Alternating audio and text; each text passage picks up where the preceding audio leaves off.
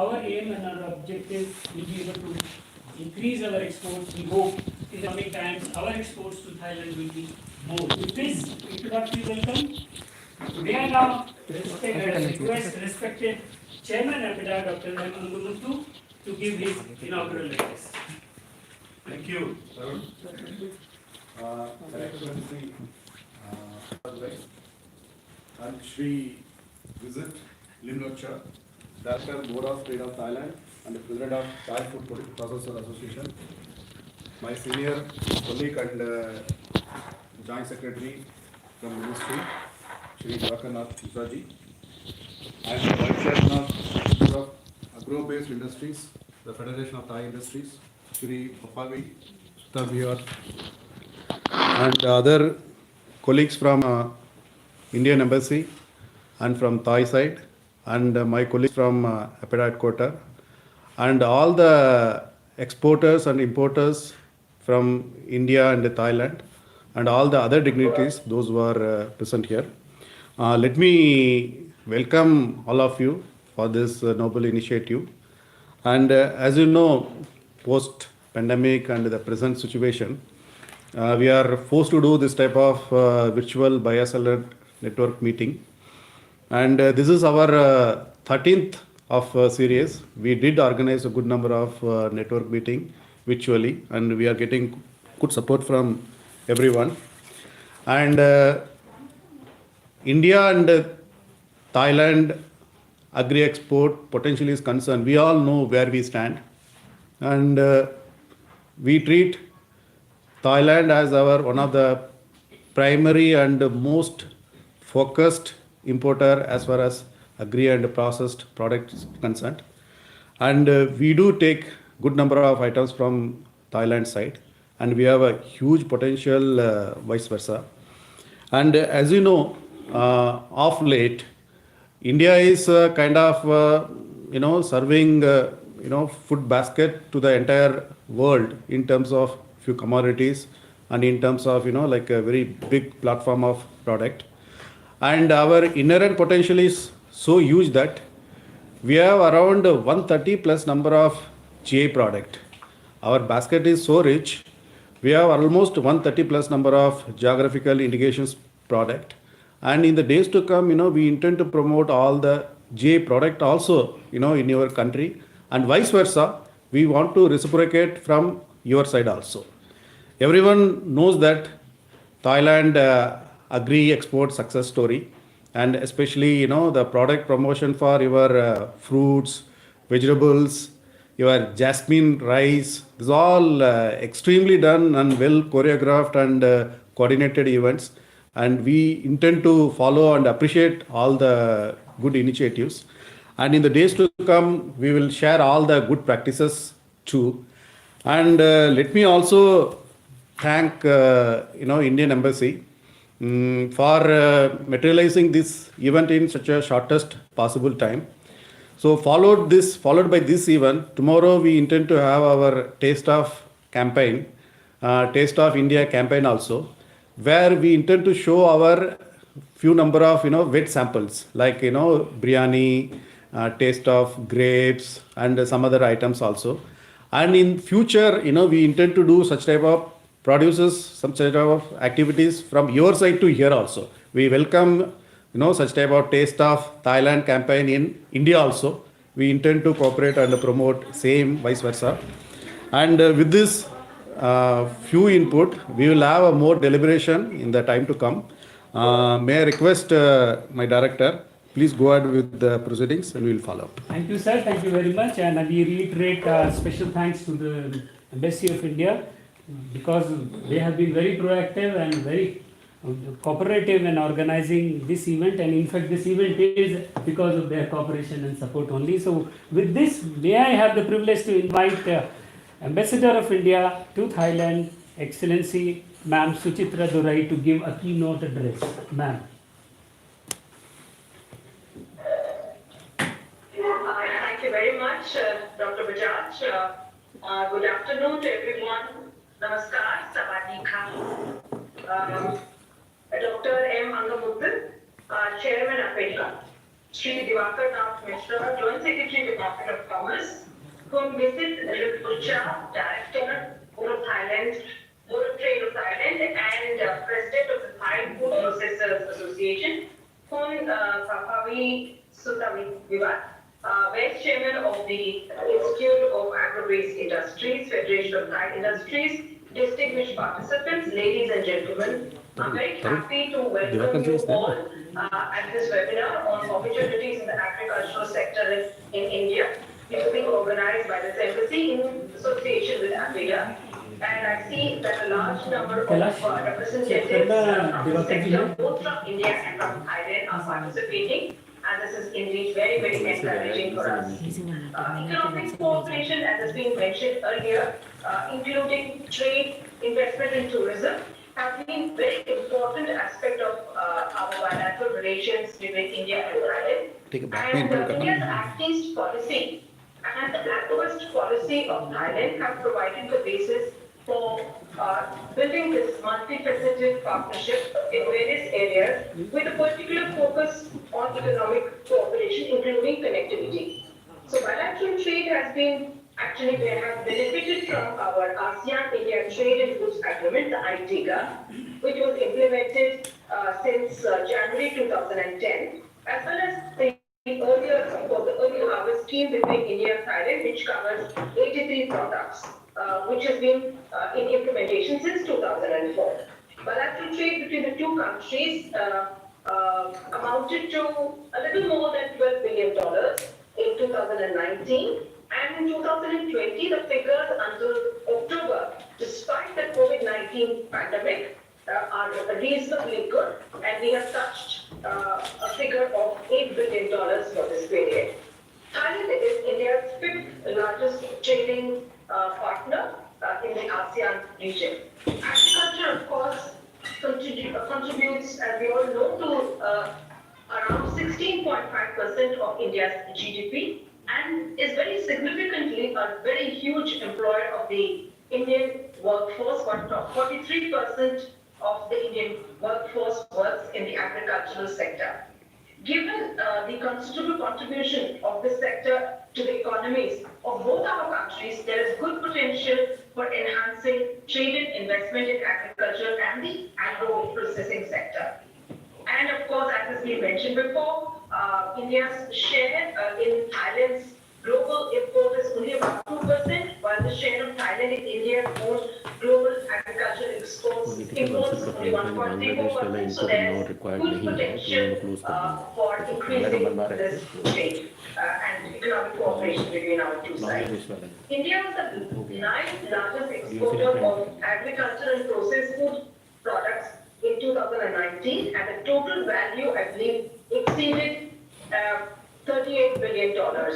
Indian agricultural and horticultural processed foods are exported to more than 100 countries, with Southeast Asia region also being a major importer.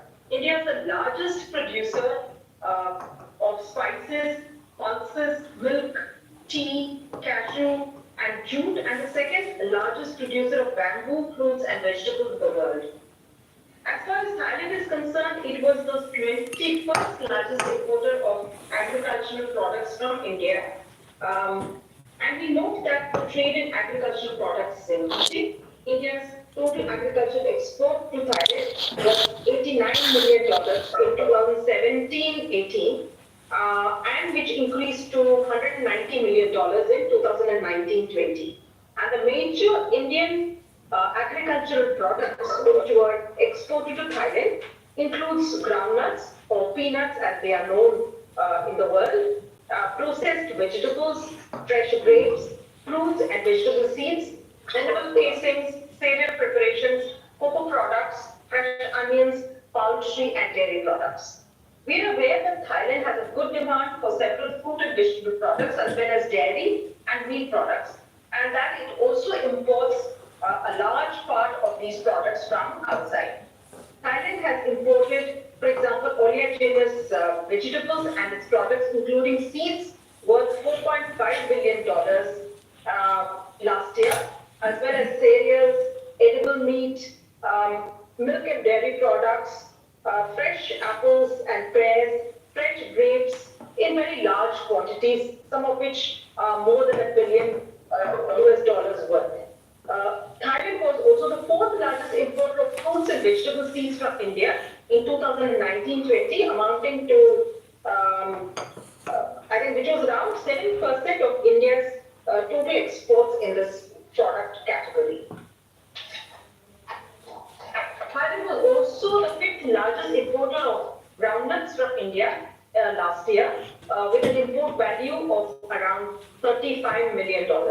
It is the second largest agricultural commodity imported by Thailand from India. Thailand was also the eighth largest importer of fresh grapes from India, and it imported grapes worth a little more than $8 million. India's share in the import of fresh grapes, however, is only about 5%. And therefore, in view of the good demand, Indian grapes exporters can look for opportunities to export more grapes to Thailand. Thailand has a very developed agro-processing industry, as we've already heard, and this provides a huge opportunity for enhancing our technology cooperation and collaboration in this particular sector.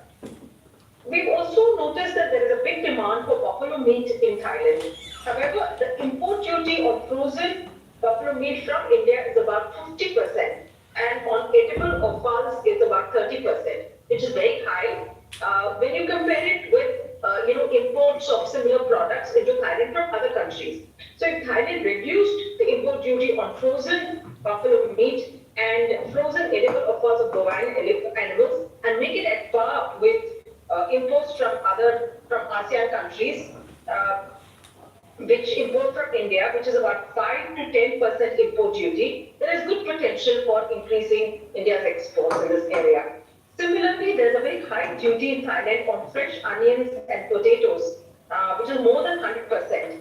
And as Thailand has a good demand for these items, if Thailand reduced this import duty, exports of fresh onions and potatoes from India can increase considerably, as we are also very close to each other geographically, and therefore the freight is not a big issue. Also, some other agricultural products such as cherry tomato, persimmon, strawberry have good demand in Thailand, and if Thailand could allow market access of these products from India, exports could increase in a significant manner. India is also leading in the area of organic farming, and we have, in fact, among the largest number of organic farmers in the world, and we rank 9th in terms of the area under organic farming.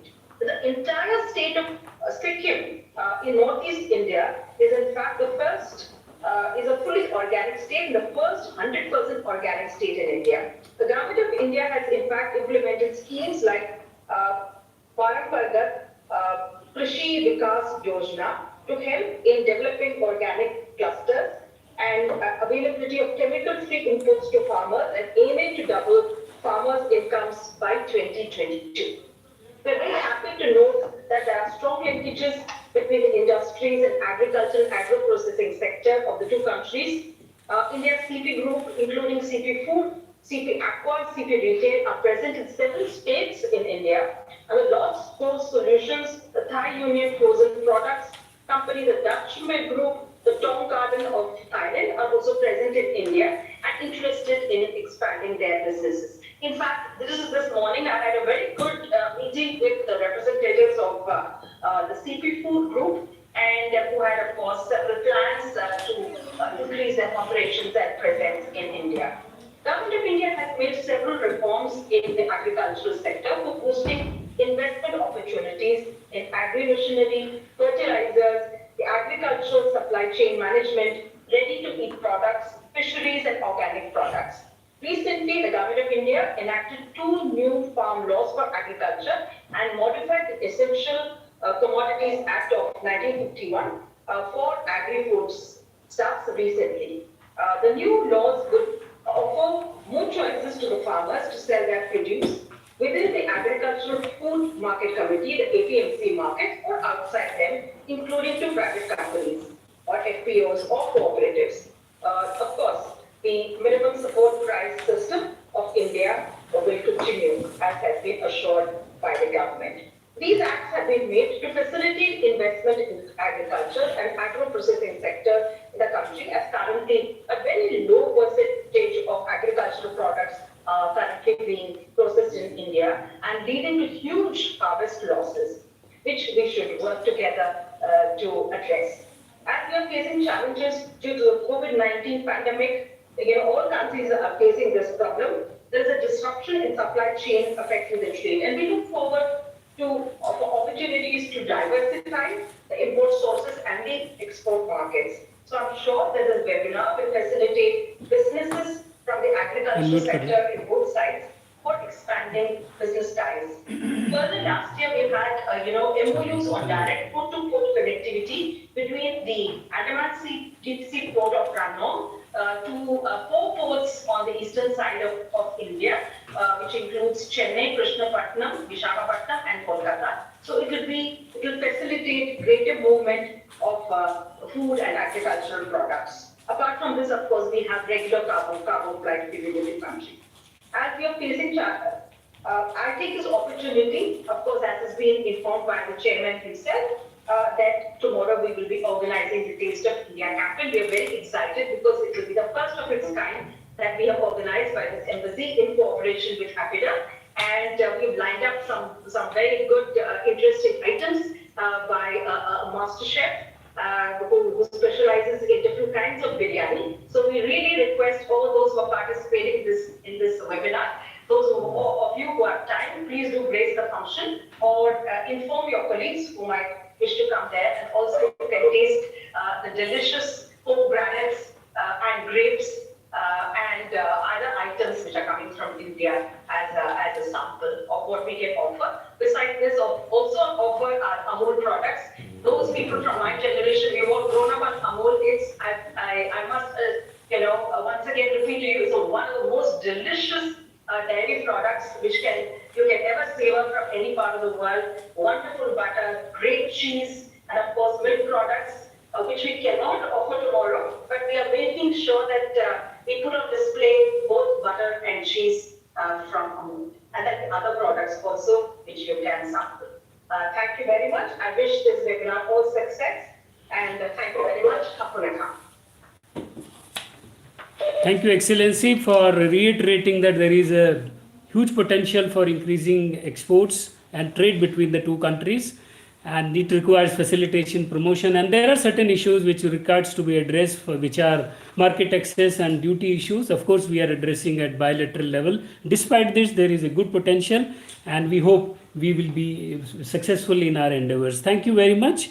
May I have the privilege to now invite Mr. Vizit Limrucha, Director, Board of Trade of Thailand and President of Thai Food Processors Association, to give his viewpoint.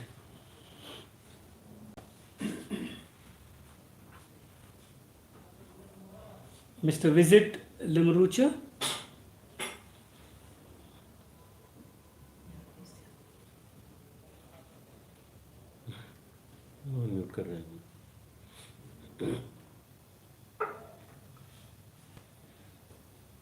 We can't hear you, please. Yeah, please. Mrs. Suchira Duran, yes? Yeah, can you hear me? Yes, we can hear you, please. Can you hear me? Yes, we can hear you. Please continue. Okay, let me start my... Okay, thank you. Okay, thank you. Mrs. Suchira Duran, Ambassador of India to Thailand. Dr. Bajaj, Dr. Angka Mutu, distinguished guests, ladies and gentlemen, and also both people from Thailand and India. I saw the visit of Dr. Kuntat and Kun Papavi also from Thai side. Good afternoon. And I would like to speak about the topic of how should Thailand and India work together to promote trade in the agricultural industry with each other. First of all, I would like to thank you, Ambassador. I listened to you and very interesting what you said about fruits from India. The first topic I'd like to speak is about the diplomatic relations between India and Thailand. Thailand established a diplomatic relation with India in 1947, that is 73 years ago. Thailand now has an embassy in New Delhi with three other consulates in Kolkata, Mumbai, and Chennai. India also has an embassy in Bangkok, and I heard that with the consulate in Chiang Mai, and in the future, the new consulate may be opened in Songkhla also. And the trade between Thai and India. India is a huge market, especially the middle high market level with a population of about 300 million people. It is a target group that often requires quality products. This is an opportunity for both way of Thai businessmen to invest in India or produce here in Thailand and export to India. Overall, Thailand import raw material and semi-finished product and export industrial products. However, Thai-Indian trade is still small compared to the potential. We have the political relation from many years, 73 years as I mentioned. And in 2004, the trade between the two countries grew exponentially because both sides cooperated and pushed each other in a fourth Thailand-India Joint Commission meeting. It proposed to increase the two-party trade, the value to the US dollar 2 billion by 2004, and it achieved already. Moreover, trade between the two countries has been expanded after the signing of the Free Trade Agreement, the FTA Agreement of Thailand and India in 2003. And let's see the investment side.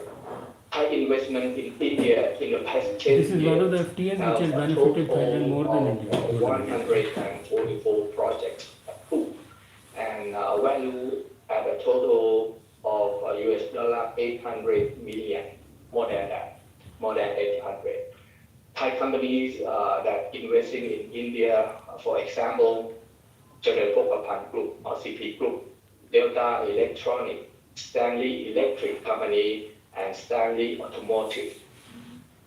Also, at the bank side, we have Krung Thai Bank in Mumbai, and the joint investment between the Thai Summit and New Auto. Most of the investment are chemical, paper, electronics, and electrical appliance, and also agricultural and agricultural products. As for Indian investment in Thailand in 2006, there was 18 investment projects from India approved, We will share a value summary more after than 2,600 million baht. after that you process whatever points. Most of the investment are chemical Summary after and we paper non and India electronic. Okay. After that we'll proceed. Yes. Indian companies investing in Thailand consists of Tata Steel, Tata Motor, that is a joint venture between Thailand to produce the pickup. Also, we have Indorama here, Delta Pharma Specifically also. from them. What And for the detailed opportunities for Thai Why will businessmen be to invest in India, this summary will I not would be like to sufficient. We need exact from them what break they into want. four parts. The first part is agricultural products. Let me complete. Due to agricultural products are basic products for consumer. Therefore, the potential of Thailand can invest in agricultural products in India. If farmers can develop the quality of agricultural products to meet the standards and needs. Example of agricultural products export to India are mangosteen, rambutan, longan, guava, sweet tamarind, and young coconut. The second part is tourism. Thai entrepreneurs have the opportunity also to invest, such as this business also in India and also in Thailand. because most of our investors will know well how to do this business.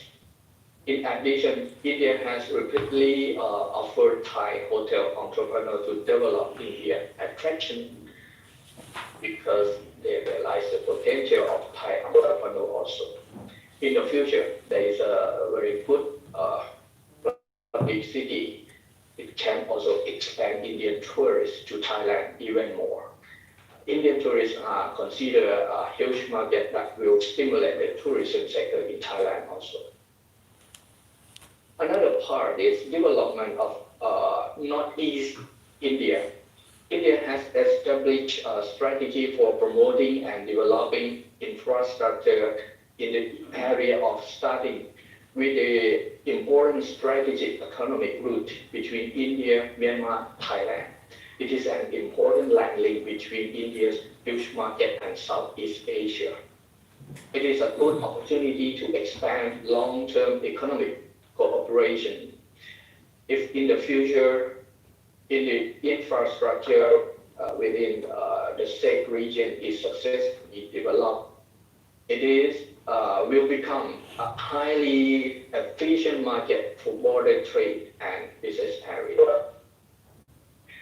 Another part is the best country to invest in, that is India. The implementation of the new India strategy focus on improving people's quality of life and promoting economic prosperity in order to develop India into a large market country with enormous consumption power.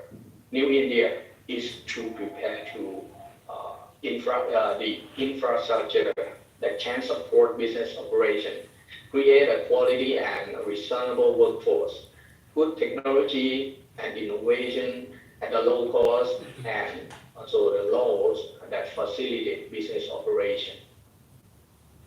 The last topic I'd like to share is Thailand, India, and APEC. The strategy for New India as a goal to achieving the APEC 2022 Thailand conference. If Thailand and India can successfully enter into India agreement as a member of APEC in that year, it will strengthen relations between the two countries as much as possible. And on behalf of the Board of Trade of Thailand, I would like to thank you, the government of India, the Embassy of India in Thailand, and wish you all successful in this seminar. Thank you very much. Thank you very much for appreciating the fact that both sides of entrepreneurs have good opportunity to expand their business, both sides. So thank you very much. To hear more from the Thai point of view, may we now have the privilege to invite Ma'am Pafavi Suthavishpat, Vice Chairman of the Institute of Agro-Based Industries, the Federation of Thai Industries. Yes, good afternoon, Your Excellency, Ambassador of India in Thailand, and all the participants. My name is Pafavi Suthavishpat, Vice Chairman of the Institute of Agri-Based Industry, the Federation of Thai Industry. And first of all, I would like to thank the host for giving me an opportunity to address on the overview of agriculture today.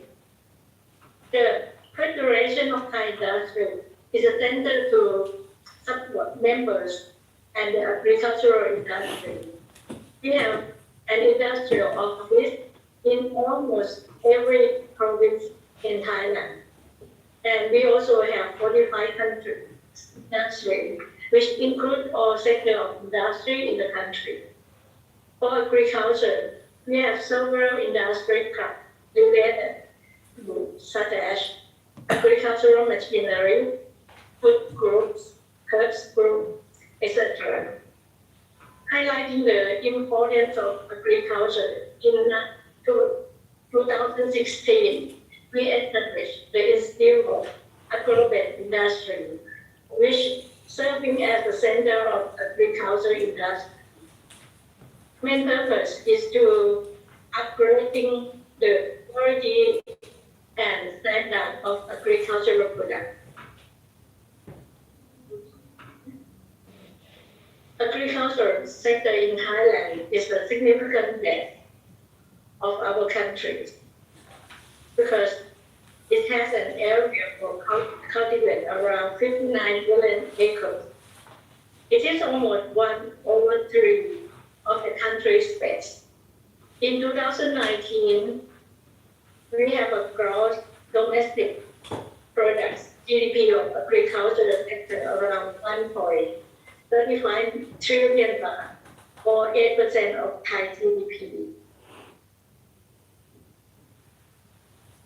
Our five main crops of rice are rice, sugarcane, cassava, rubber, and palm oil.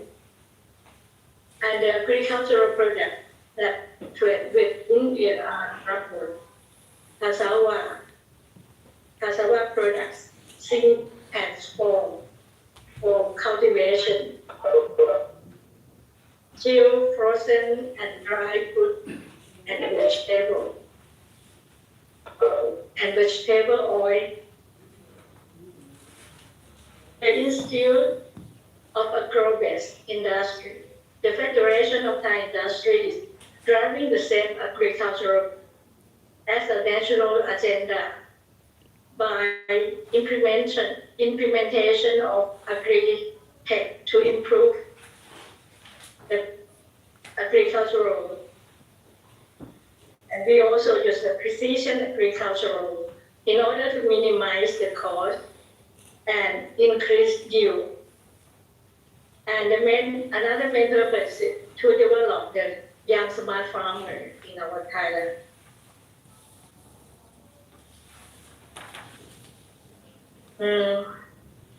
In all kinds, the demand of agricultural product is increasing in all kinds of vegetable and fruits. Thai herbs such as sweet basil, hot basil, or chili have very high demand in recent years. And if you are interested in or looking for any agricultural products, please kindly contact the Institute of Agro-based Industry at the address that we show on here. Under the COVID situation, the economy has slumped and disrupted the trade, impact very high on the fresh produce crop. I do hope that the situation will be improved soon.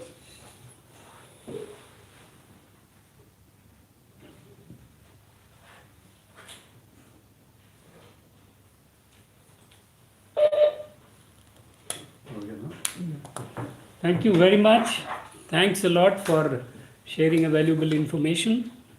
Our Joint Secretary, Ministry of Commerce, Mr. Diwakar Nath Mishra, had to attend another meeting, but we have a message that Ministry of Commerce will facilitate in all respect in increasing the trade between the two countries, and especially he is of the view that the export from India to Thailand can double in the shortest possible time. May I now have the privilege to invite my colleague, Ma'am Vinita Sudhanshu, Deputy General Manager, to share information about potential of exports of Indian agri products. Vinita Sudhanshu. Thank you, sir. Very good afternoon to all. I'll be making a presentation on India's strength in agri-produce, trade between India and Thailand, about export scenario of APEDA products, import of agri-products by Thailand. So next slide, please. India is blessed to be largest producer for a range of agri-products. India is the world's largest producer of spices, pulses, milk, tea, cashew, and jute. And India is the world's largest. It is second largest producer of wheat, rice, fruits and vegetables, sugarcane, cotton, and oilseeds. And India has the largest livestock population of around 535.8 million, which makes it a leading exporter of bovine meat. It is blessed with largest land area under irrigation in the world.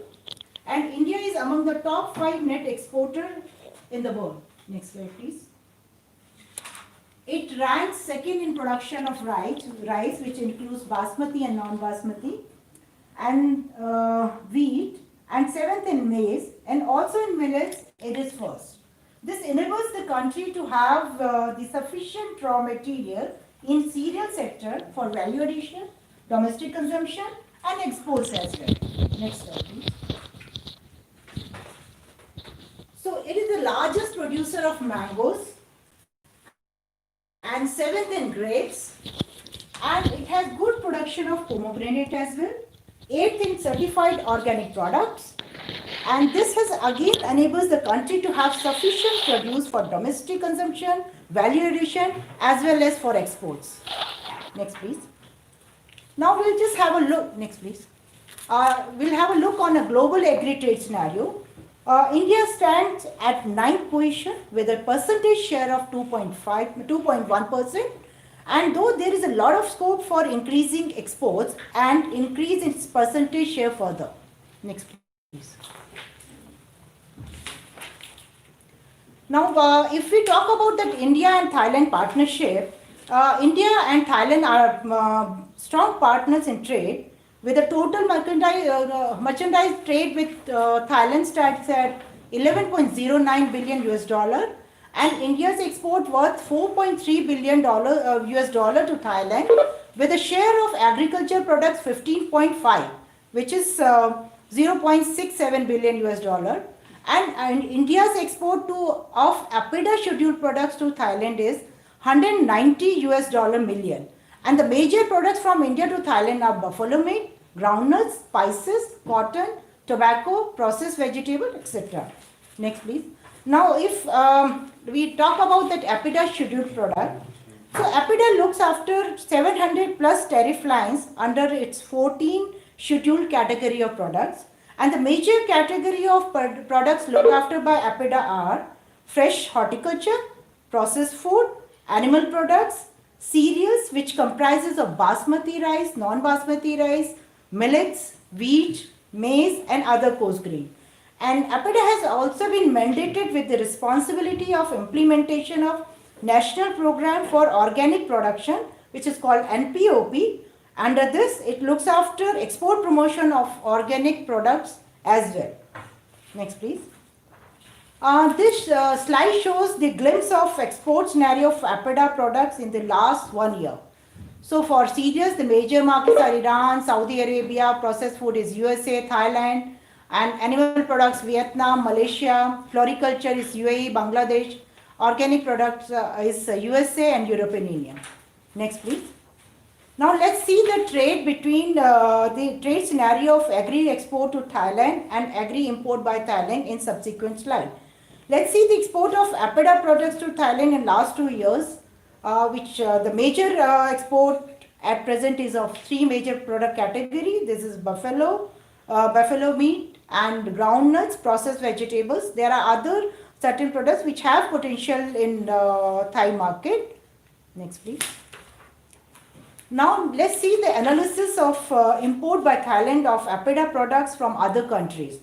So this analysis shows that India ranks at 19th position in import by Thailand. Next, please. In this slide, we will just have a look that it may be seen from this slide that in case of other vegetables, India stands at 13 and miscellaneous preparation 22nd, dairy product 22nd, wheat at 44. Next, please.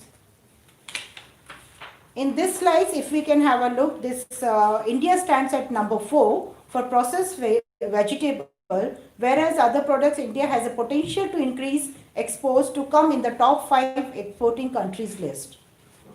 Next, please. In this slide also, if we see that India stands at 4th for maize, and this similarly we have a good opportunity for other products to come up at top 5 exporting category. Now further, next please. Now further analyzing the trend of export during the current COVID situation, we are glad to inform that India has been able to serve to large number of importing countries, and not only so, but our export growth has increased in these countries during April to October 2020 as indicated in the current slide. Next please. So now if we talk about that the quality initiatives taken by APIDA, we would like to inform you that for assuring the quality produce to be exported, India has taken sufficient initiatives for implementation of traceability system, which provides traceability along with the supply chain of export of few potential products. For export of grapes, there is a GrapeNet system which has been implemented and which has 1.37 lakhs farmer registered under this traceability system. For export of horticulture produce, we have a HortiNet system has been implemented where 62,690 farmers have been registered. And for export of organic products, we have a traceability system has been implemented which has 13.6 lakhs farmers registered under this traceability system. And for export of peanut and peanuts, there is a peanut.net system has been implemented which has 161 groundnut units registered under this traceability system. And for meat, export of meat and meat products, there is a MeatNet system which has been implemented and which has 83 meat processing plants registered under this traceability system. And I'm glad to inform you that APIDA, earlier we have a network of laboratories of 50 laboratories which we have increased to 119 laboratories in the last 1 year. Next please.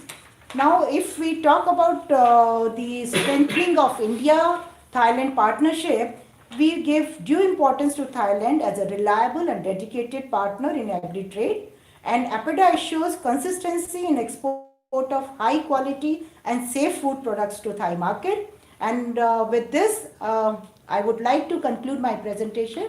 Thank you very much. Thank you very much, Ma'am Geeta, giving information about Indian export of Indian agri products, and you did share information about APIDA, but we have a short film which will give glimpse of activities of APIDA. A short film for you, please.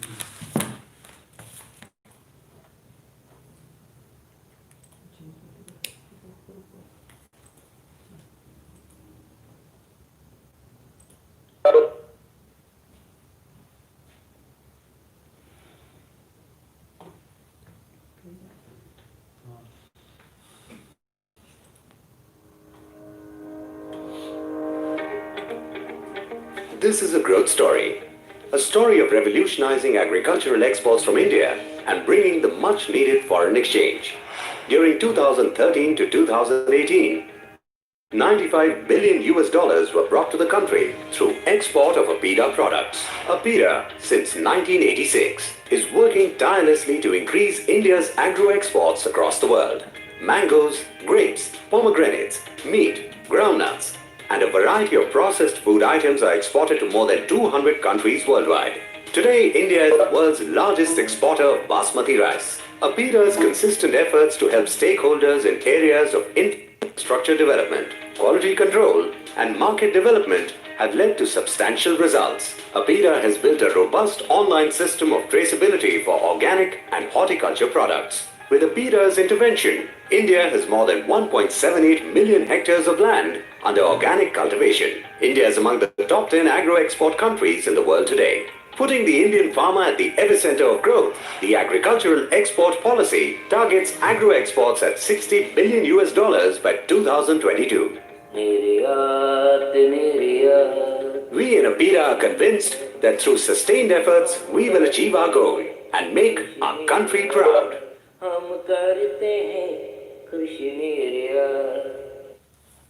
This was just a glimpse of the activities of APIDA and what is the aims and objective of APIDA. As we had mentioned in the beginning, we have an e-catalog where information of all those who are confirmed to us is incorporated in this. Now may I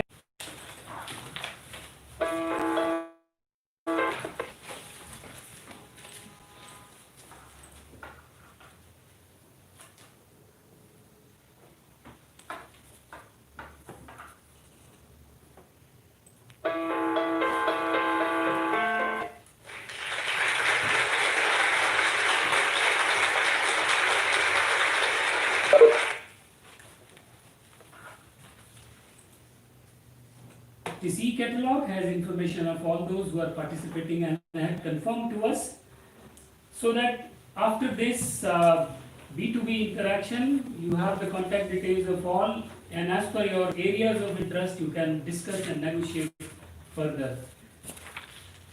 With this, now we come to the second phase of our BSM B2B interaction. May I now request my colleague, Secretary EPIDA, Dr. Sudhanshu, to please take over and start the virtual buyer-seller meet session. Dr. Sudhanshu.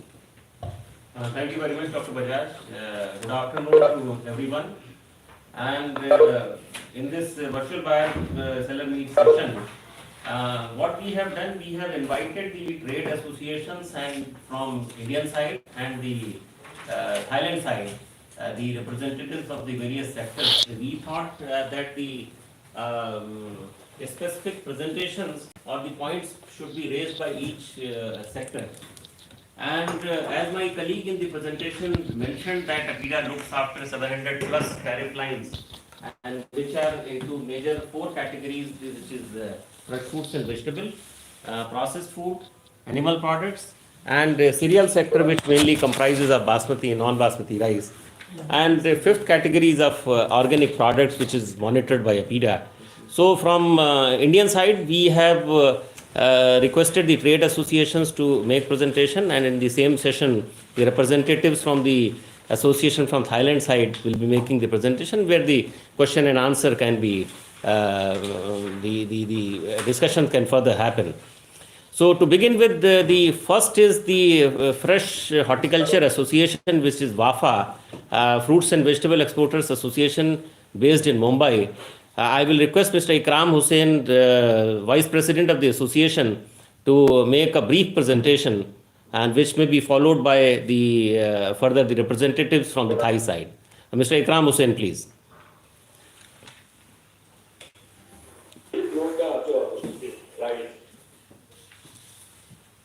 Yes, we are just loading the presentation.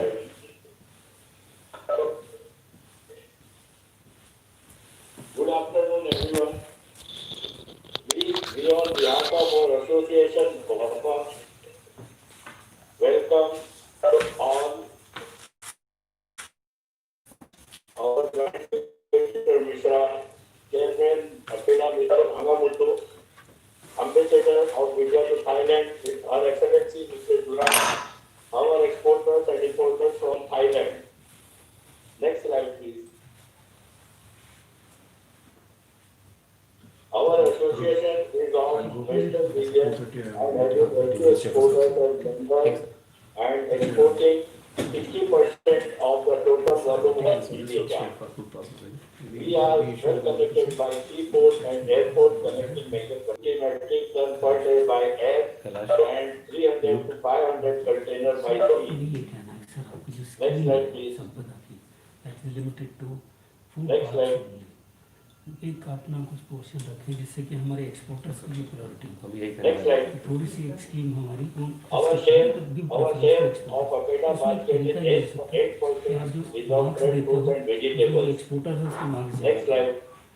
Apparently एक नहीं हो So they get assistance.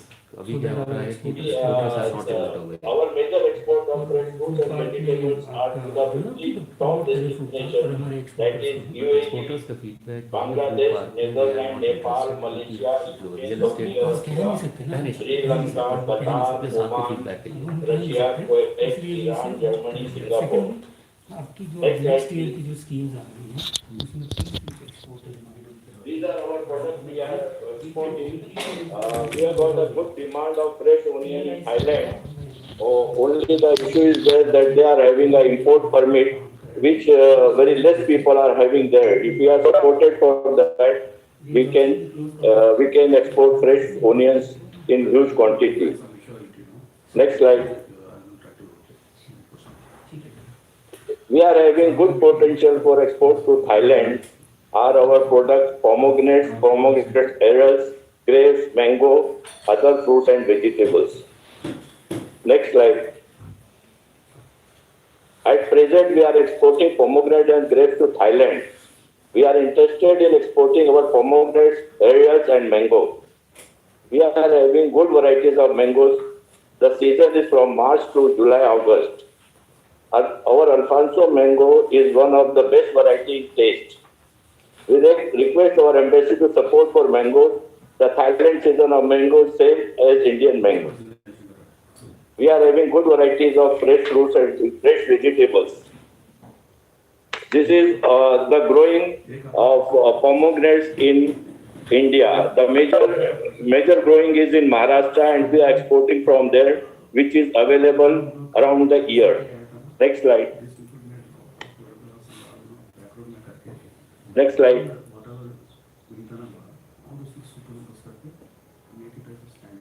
Our major importing countries are shown over here.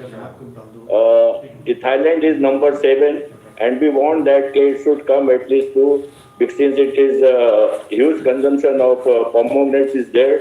So we need some support so we can send more our pomegranates to Thailand. Next slide. These are our pack houses of our exporters to maintain the quality for areas. Next slide. These are the packing area for the areas where the sophisticated pack house are available in Maharashtra. Next slide. This is our Indian grapes data, which shows that Thailand is again on number 7. So now we are having a good varieties also in the grapes. So we would like to increase our export to Thailand. Next slide. This is our growing areas of mangoes in India. We are one of the largest grower, and we are exporting to various countries. Next slide. These mangoes we are exporting to various countries in United Arab Emirates, United Kingdom, Europe, GCC countries, United States of America, Singapore, Malaysia, Canada, Hong Kong, Maldives, South Korea, New Zealand, Australia, Bangladesh, Mauritius, Japan. Now we would like to enter into Thailand also, since we are maintaining our qualities, since we are supplying to South Korea and Japan, so we can maintain the quality and we can give good products to Thailand. Next slide. Thank you.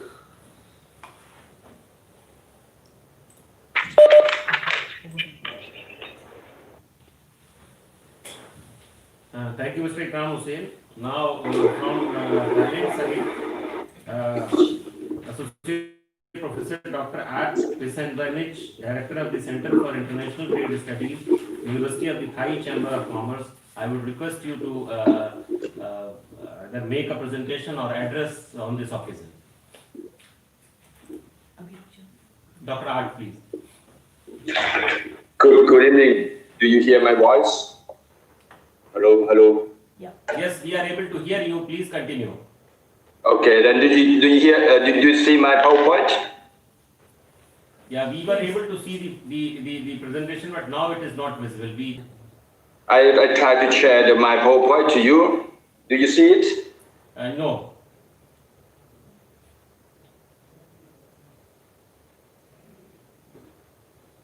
I don't know how to do that.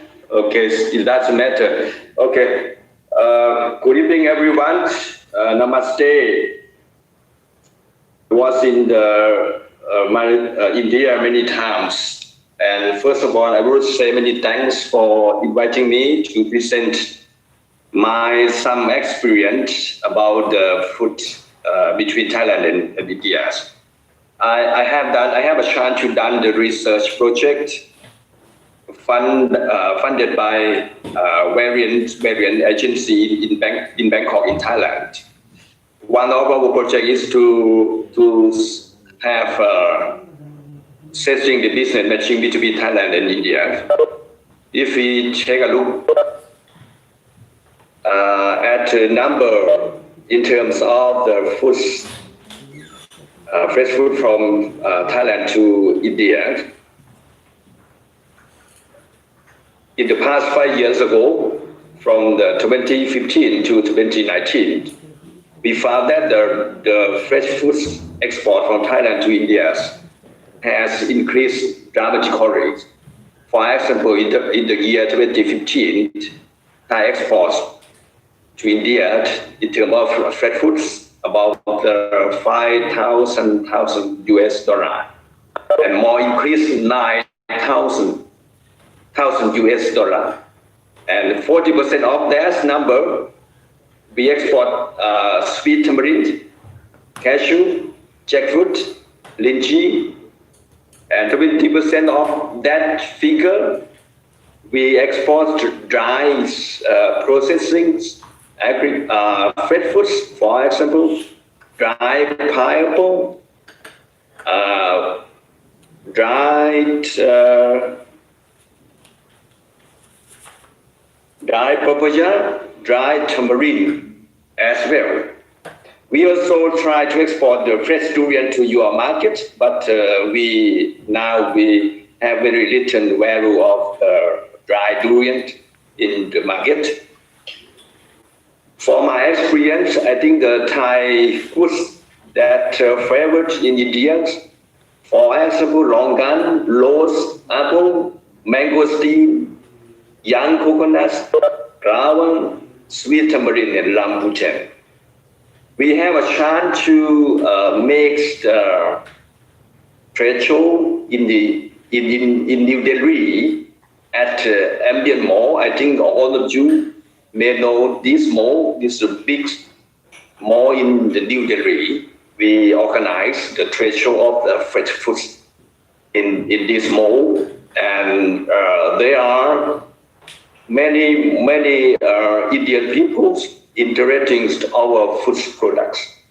We also try to arrange business matching between Thai businessmen and India importers in New Delhi. For this project these two activities, I mean the trade show and business matching, is funded by internal trade departments under Ministry of Commerce, Bank of Thailand. What I find from this research, we found that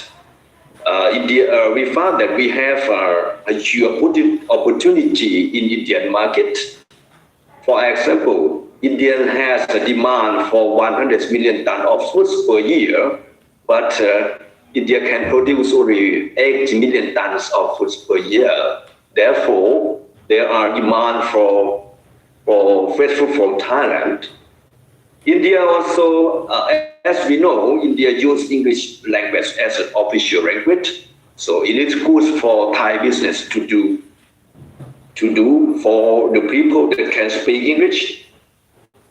So far, Thailand is developing some technology to extend the shelf life of fresh foods. And we have a very good storage capability.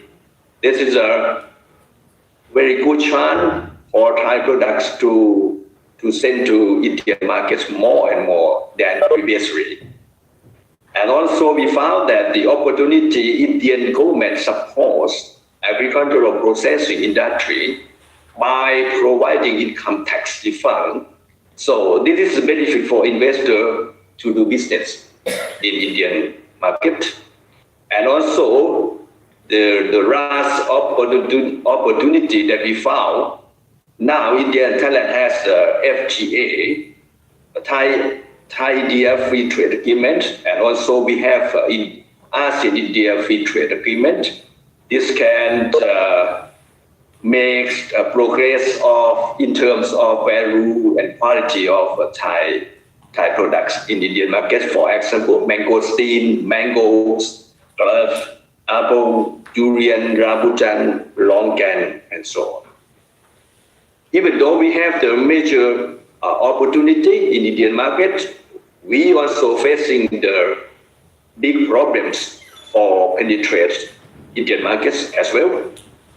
So far, what we found that Thai producer and exporter have written knowledge and understanding clearly about the Indian market. And also, Indian market is a conservative market. There are still traditional marketing system. From my experience, I can correct that Thai products, particularly the fresh foods from Thailand, I think 80%, now 80% of your markets selling in the traditional market, or we can call wet market. We don't see the Thai food selling in the traditional market in India at all. So mainly measure for Thai fresh foods selling in the modern trade. The other thing is that the logistic problem in India can create more problem for Thai foods in terms of the price. Our products can take many days to your customer and can create more price higher than Thailand when we compare unit by unit. India also is as we know, it is a big market, but at the same time, India is the market for protection. This both tax measure, non-tariff barriers. So even though we have the FTA, but we have many things to talk to solve the problem. India consumer also misunderstandable about the Thai processed products. Some Indian consumer thinks that Thai processed products produced by the rotten agricultural raw materials that resulting not being popular in Indian market. Thai suppliers are unable to communicate in English very well. So sometimes we cannot meet your demand when we are doing the business between Thai supplier and importer from India. Indian importers prefer very much to get Thai product first before paying money back to Thai supply. Indian importer also negotiate with the low price, but we should have high quality. I think we don't have these products in this world, low price and high quality. We cannot find this product in this world. That is a problem. That's all my experience to find under the research project. This project is funded by Internal Trade Department under Ministry of Commerce in Thailand. Thank you very much to all of you. Thank you very much, Dr. Hello. For sharing your views and elaborating on number of issues. We have noted the suggestions made by you. Now may I request Ms. Chitta Puniachai, Director, Mata Trading Company Limited, to share her views. She also joined this meeting as well, but I cannot find her name in the online meeting today. Okay. Mata is also the major exporter of fresh food from Thailand to India. She has a business with the Indian side. But today I can find her name on this live meeting. No issue. You, in case if she want to share something with the Indian trade, she can send an email and we will circulate that.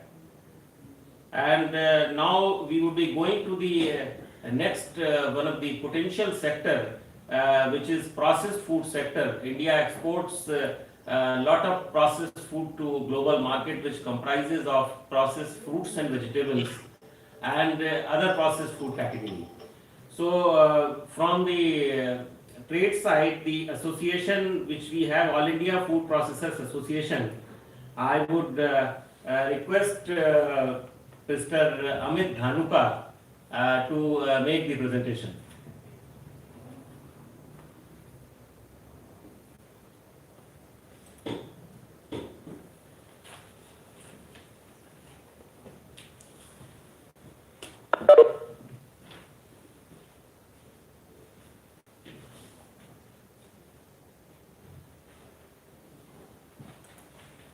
Mr. Dhanuka, are you starting? Achha, I think the name of the speaker has got changed. Mr. Subodh Jindal from the association, he will be making the presentation. Sorry for the last minute this change, I could not inform previously. Mr. Subodh Jindal.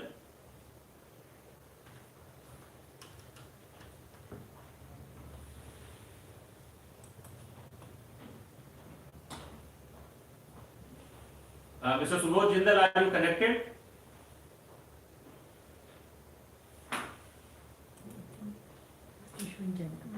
I think there is some either the network issue because we were informed that they will be making the presentation and we got the copy of the presentation also. So meanwhile from the Thailand side we can hear Mr. Tust Tangsombet, Honorary President of Thai Food Processors Association, and he is the chairman of Seafood Processors Group also. I would request Mr. Tusk to make the presentation.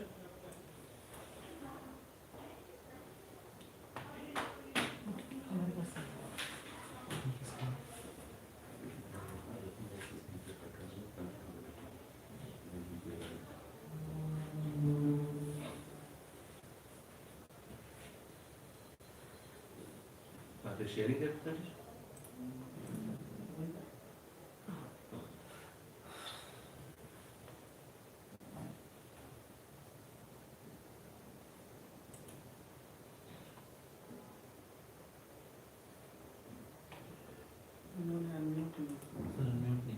Hello?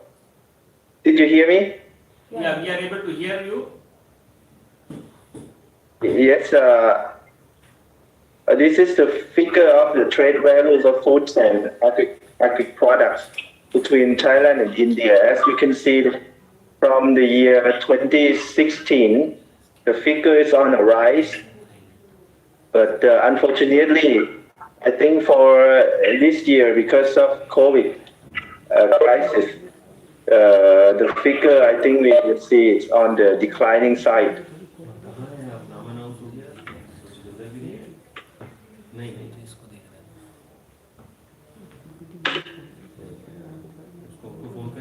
So the value of Thailand export to India, as you can see that as Mr. Visit has mentioned that it has a potential, but in real life, the figure is not that considerable. That is a big trading partner. So this is the area that both of our country has to develop further.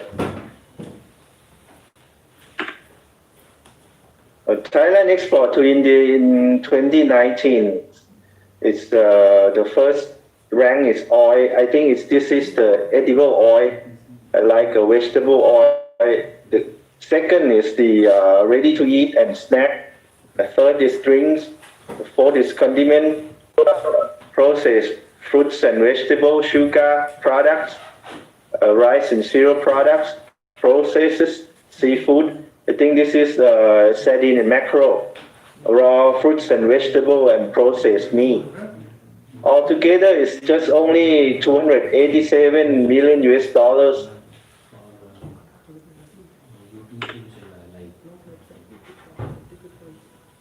So we're talking about the top 5 of the Thai products to India, which I had mentioned. which is edible oil, RTE, drinks, condiment process, fruits and vegetable. But what we import from India, the figure from 1916 also showing on the rise.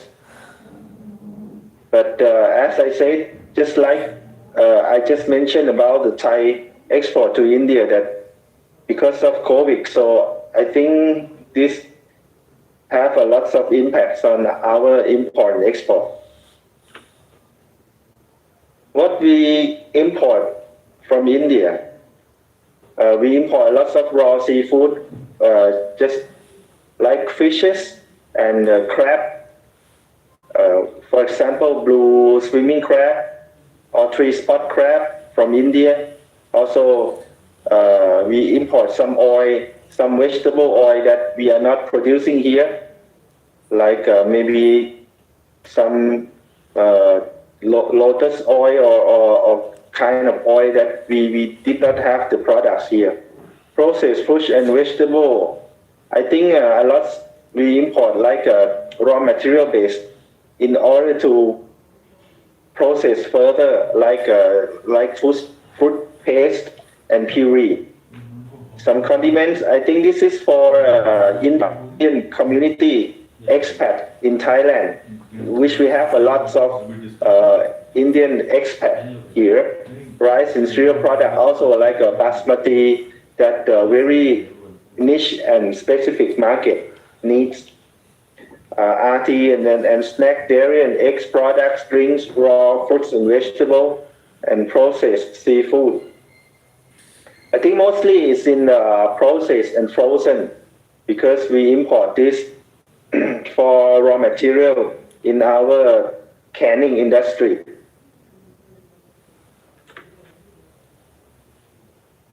So this is to convince that the top 5 potential product from India is what I just presented. One very interested product that the Thai manufacturer is looking and we saw opportunity is the Alfonso mango, which has a unique taste. The Thai mango and this kind of mango, they are different, and the demand for this mango in the world is very highly acceptable. So we're looking for like a mango puree or mango paste in order to put it in the fruit juice or beverage or candy industry, because this mango has a very distinctive taste. And moreover, the Thai import duty for this mango is 0 under FTA agreement of Thai India and Asian India. But what we are facing about the problem that why don't we import more products from India? What we need from the Indian exporter is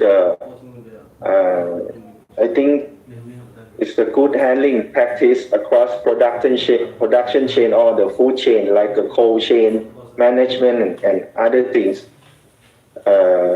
Post-harvest management, processing, it has to be under code standard and with good manufacturing practice, good agricultural practice, and under HACCP concept and certification system.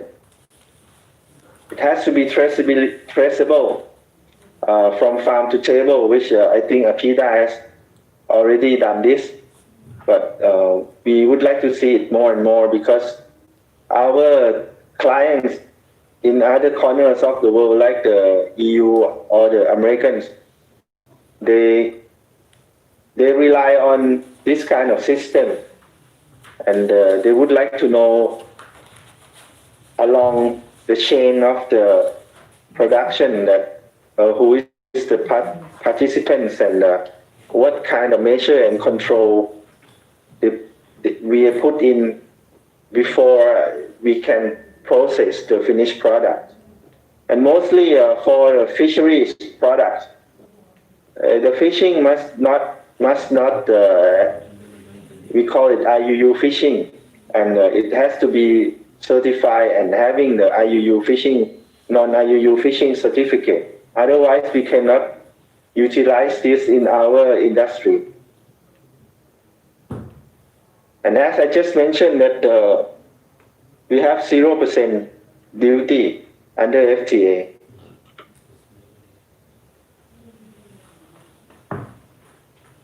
But what is the problem that the Thai cannot export more to India?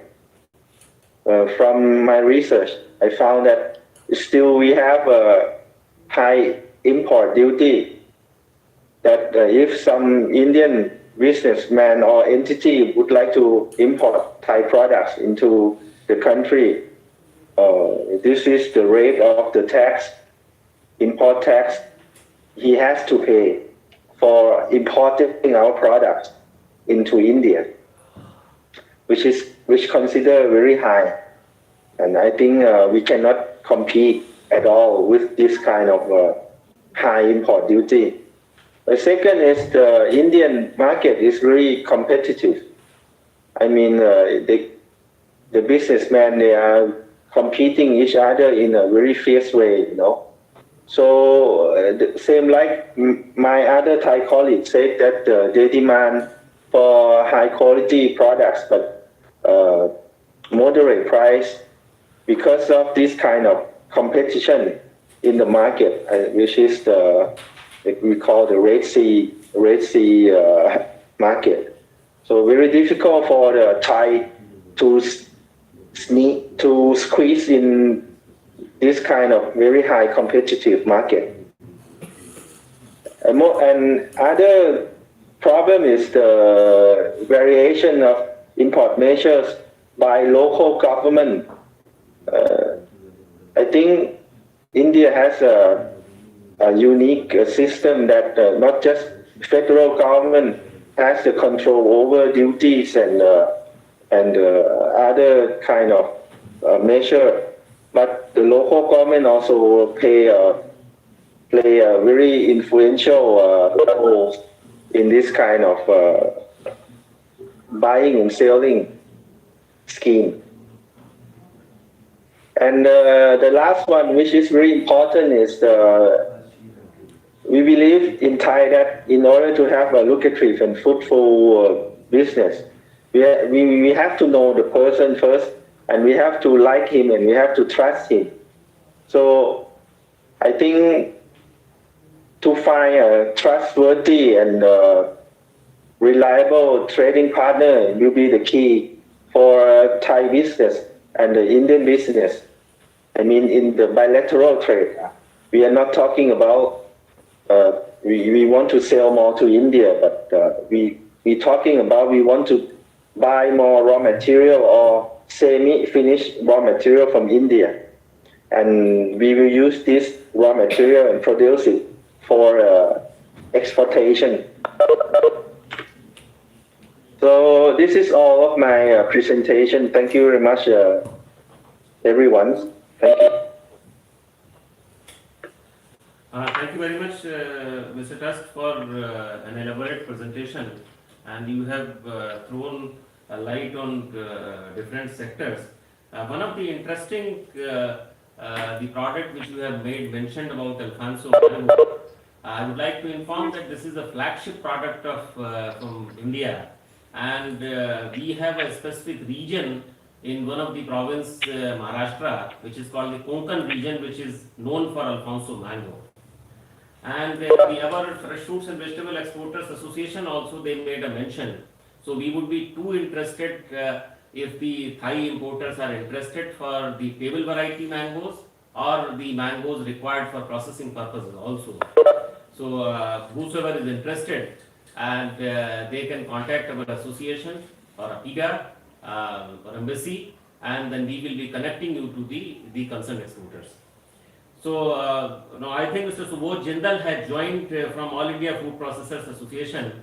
Mr. Jindal, you can make the presentation about the Indian processed food industry.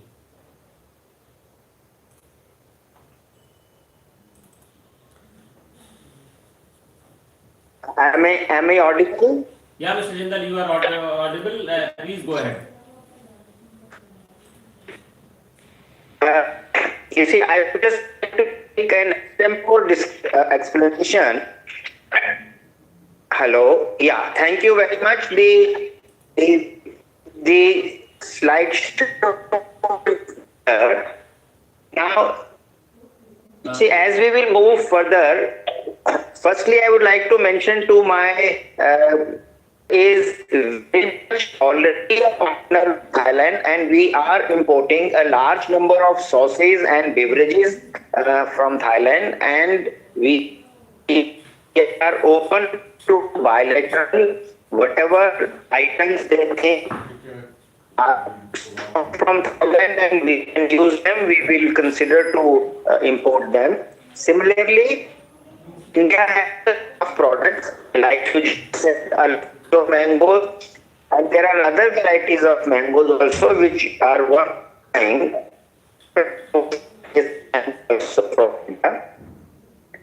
Now, India is much into innovating RTE foods. If we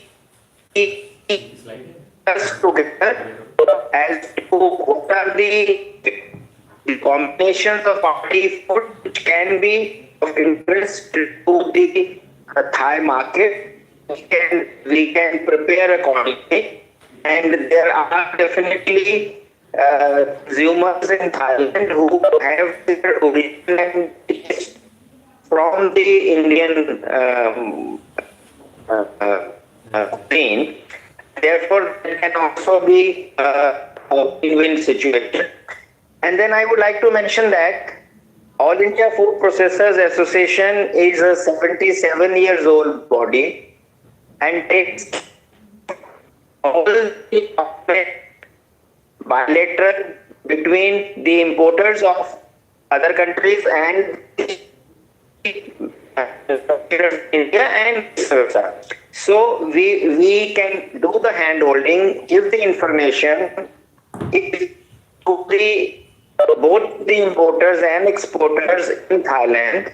You can refer to our association's contacts, and we will be very glad to support their queries and also guide them to the manufacturers and exporters.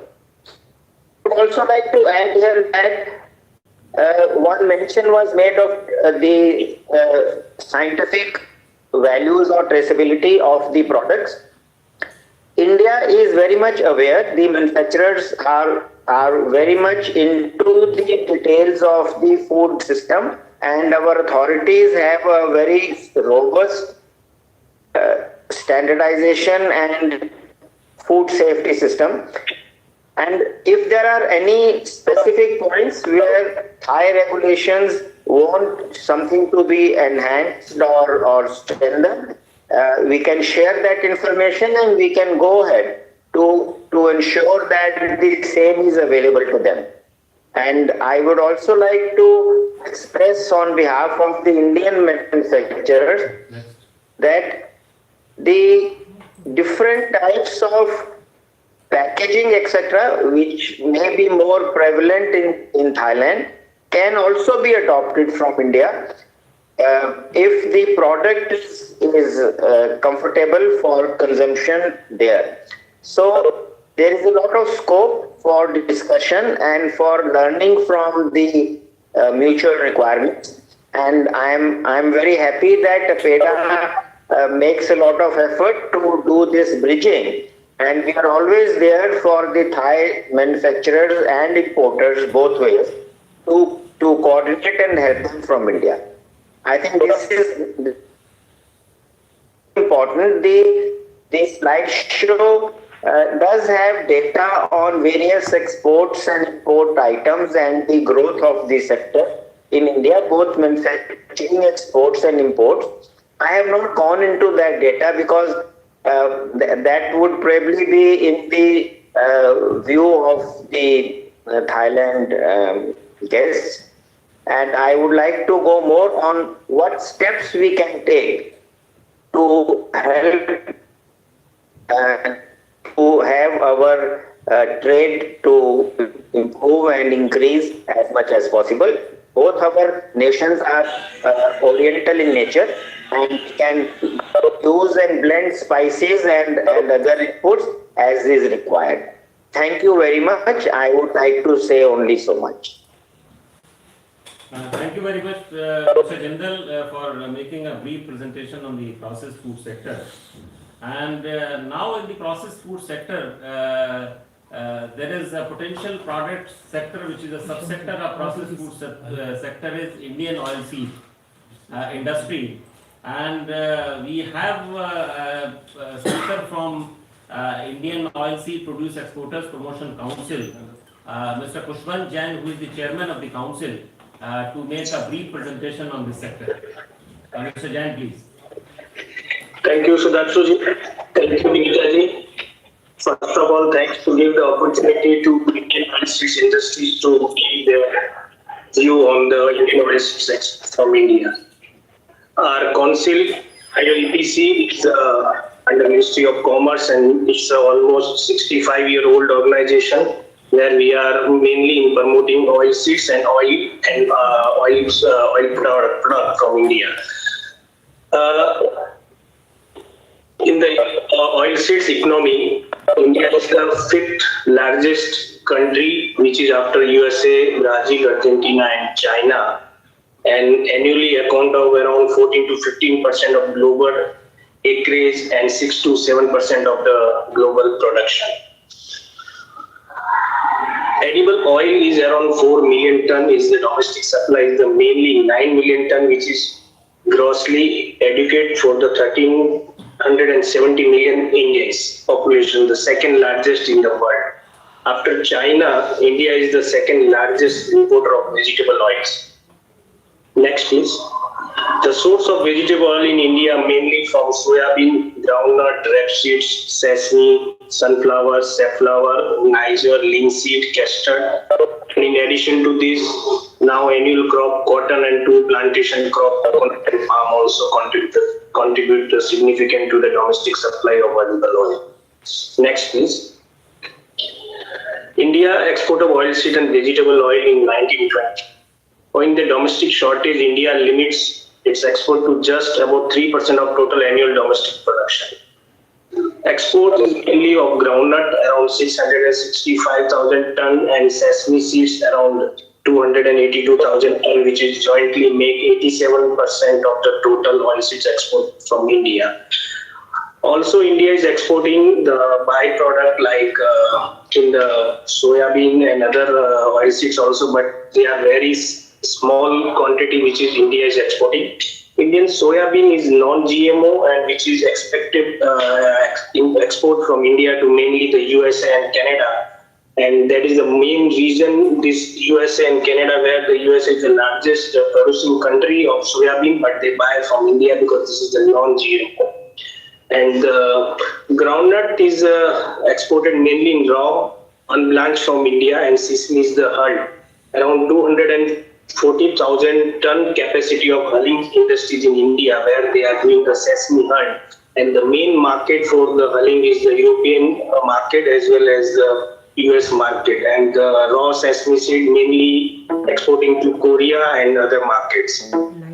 Also, India is exporting groundnut peanut butter, which is around 16,000 tons of peanut butter is exporting from India.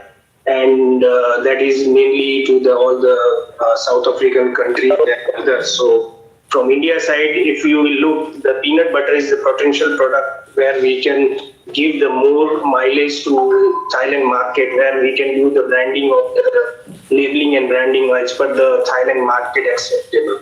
Also, India is exporting peanut oil. In this last 2 years, Indian peanut oil export to China is increased by 5 times.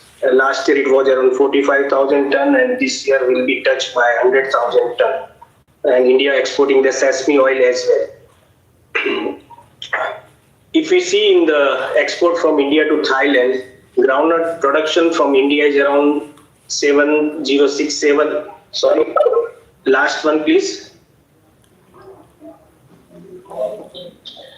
Around 7067,000 tons of the Indian production of peanut out of around 664,000 ton of peanut exports, and Thailand is importing from India as around 30,000 ton, and from worldwide is around 62,000 ton.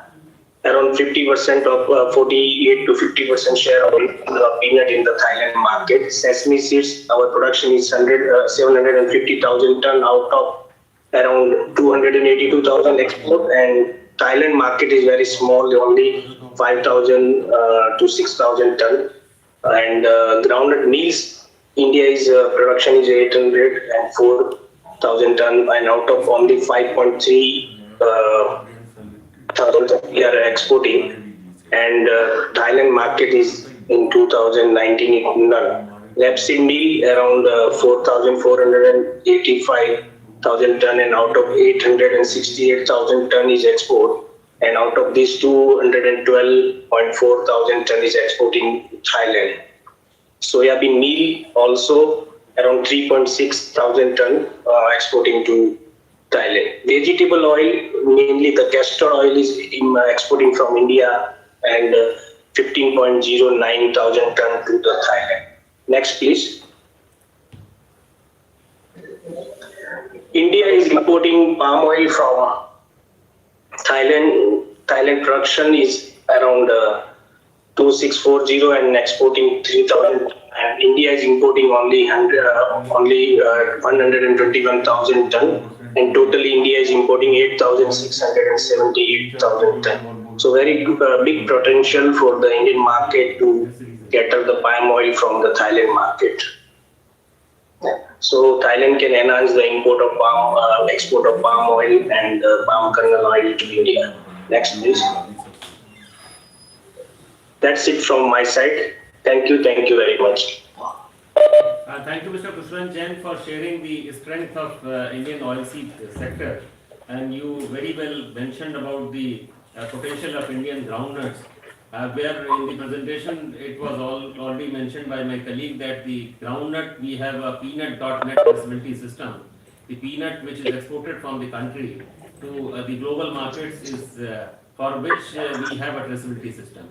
Now going to one of the next potential sector, which is animal product sector, which is mainly looks after the bovine meat, poultry and dairy. Due to shortage of time, we could not take all the association, and as mentioned by my colleague, India is the largest livestock population. So from All India Meat and Livestock Exporters, we had the Executive Director Mr. R.K. Boyle to make the presentation on the Indian meat industry. Mr. Boyle, please.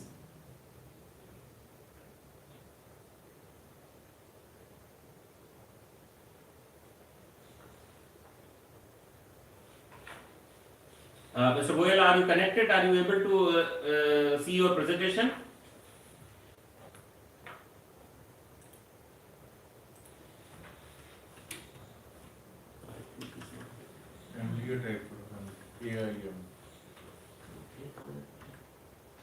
Because we saw him in the list.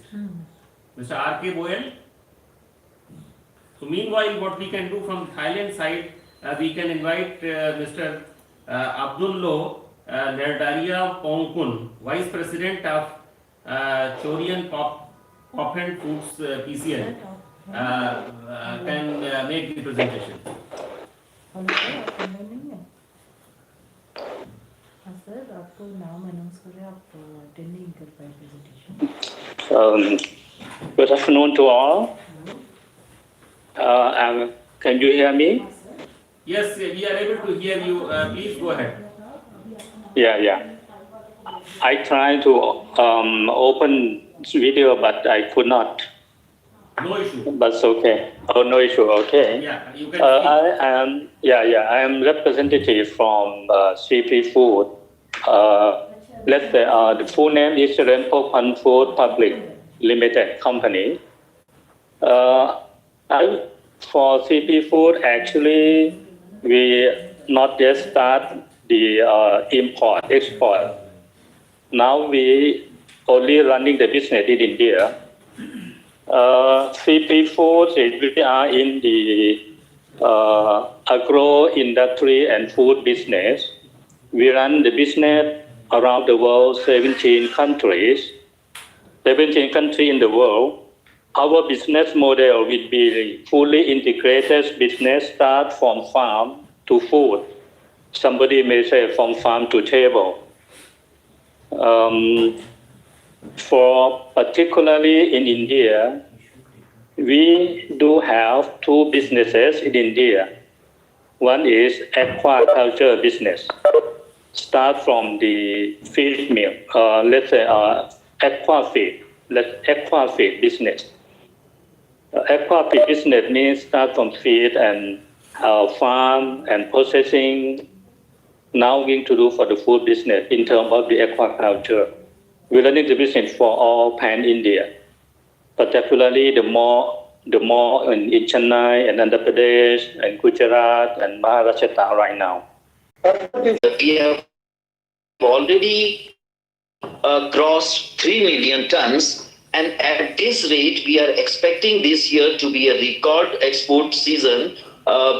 Discounting for any unforeseen eventualities, we may go up to 5 million tons this year. Next, please. And the typical thing about basmati is, as the local population of Thailand will witness tomorrow when our embassy organizes a taste sampling, they will witness the typical aroma and other characteristics of this product, which is very well suited to food habits of lot of people across continents, because it is very good for biryani, and it's also used for several ready-to-eat products where rice is the main ingredient. Now coming to the Southeast Asian region, our share in basmati export is very minuscule. It's around 1.3% of our overall exports, and this year it has been 1.17% so far, but we are seeing some positive things, and the data that we have up to November this year, Thailand has imported 3,047 metric tons this year, whereas during the same period last year, it had imported 738 tons only. And if we look at 1920 as a complete financial year, Thailand had imported 900.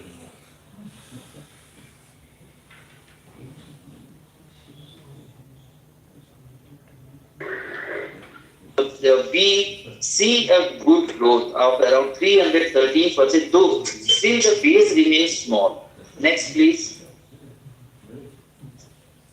What we would like to say here before I say final thank you, I would like to say that it's a good opportunity, and thanks to the Embassy of India and Africa that a good event is being organized tomorrow, and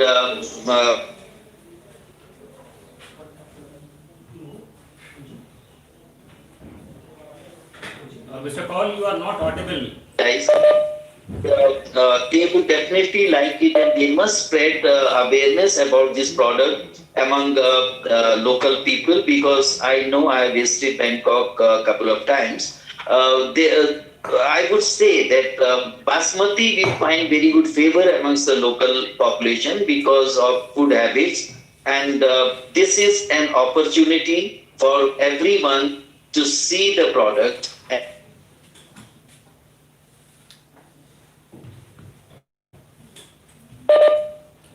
Thank you very much, Mr. Paul, for an elaborate presentation. And now I would request another speaker from the rice sector from Indian side, Mr. Rajiv Kumar, who is the Executive Director of the Rice Exporters Association, which represent the non-basmati rice. Mr. Rajiv Kumar, please. Yeah, very good afternoon, everybody. Could you please put the presentation?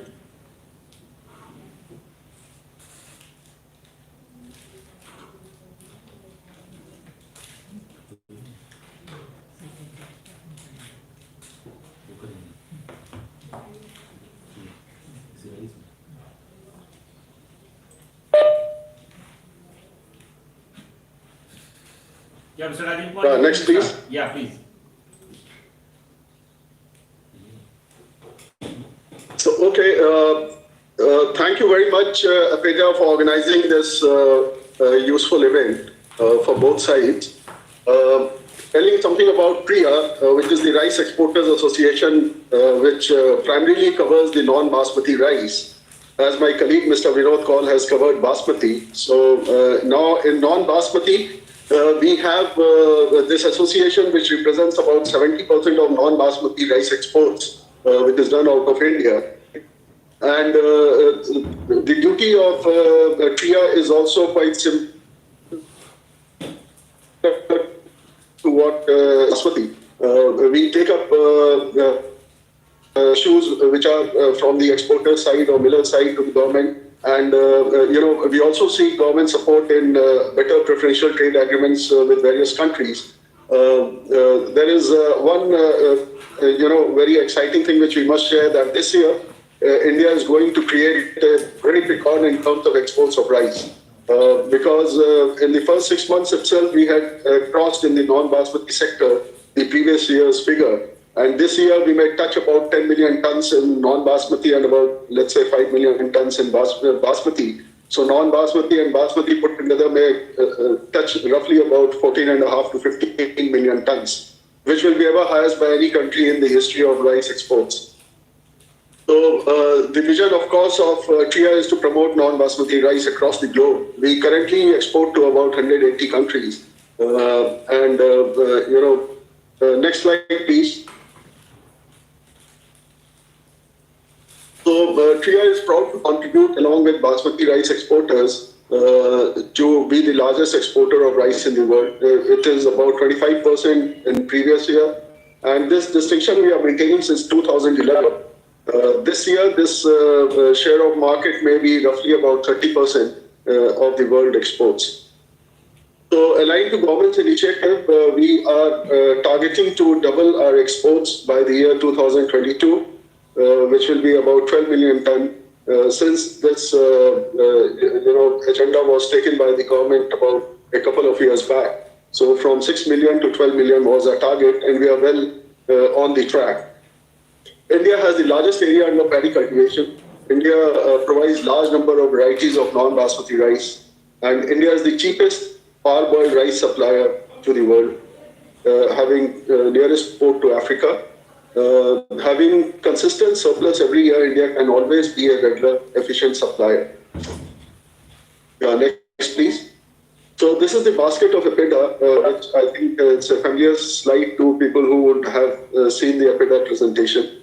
The cereals, of course, is a very major component in the basket of APEDA, which is our monitoring agency, and rice, of course, plays a very critical and important role. In the non-basmati sector, it is Africa which is dominant in our exports. As now the ASEAN region is also opening up this year, we have started China also, so things are looking promising in years to come. Next slide, please.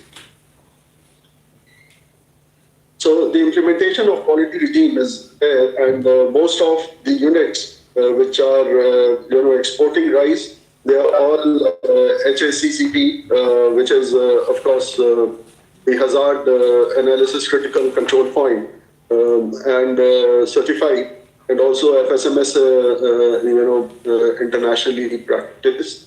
NPPO gives phytosanitary certificate and as per the IPPC guidelines. So India has well-established network of labs throughout the country to carry out testing as per the requirement of importing country.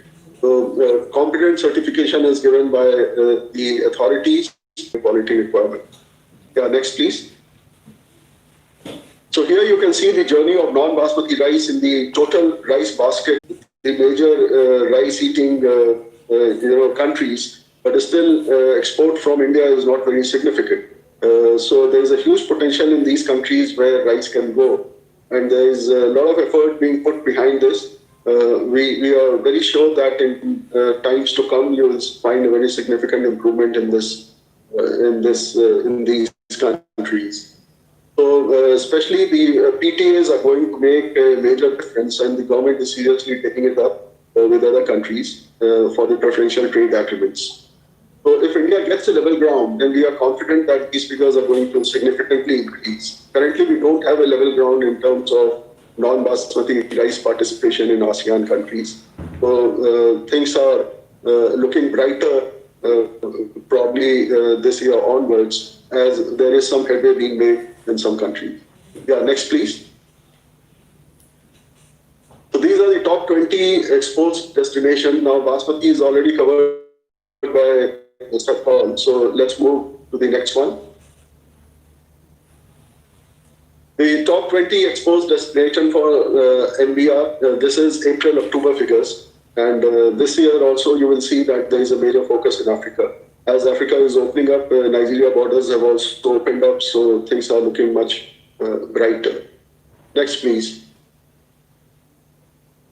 So India has a lot of ports, and if you see the top 10 ports, which are ranging from the western side to the eastern side and southern side. With multiple ports, the difficulty of exporting is reduced, and there is less travel. Because India being a large country and a lot of rice is grown all across the country. So, if port facilities are available nearby, it reduces the cost. Next, please. Also, we have these ICDs, which is the inland container depots. So that also takes care of, reducing the logistic cost. Even though we need to reduce the logistic costs, still we are far behind Thailand in terms of logistic costs. Thailand is far ahead. I would say they are the benchmark. Next, please. So the position of parboiled rice is that there is the best quality of rice, and you can see consistently in this slide what we need to highlight is from 2018, 19, 20. You see the price variation is not much. So this is what we had been harping for, and because of a surplus, we can really, eat rice. Next, please.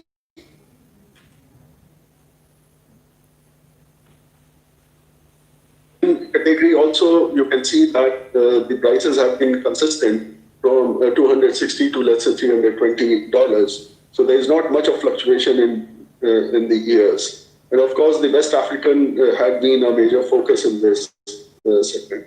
Next, please.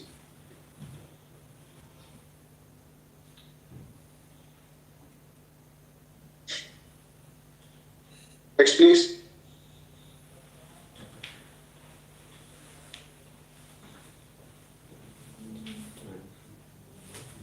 With surplus stock, the exports are further going to increase. The government's agri focus will help promote rice business also.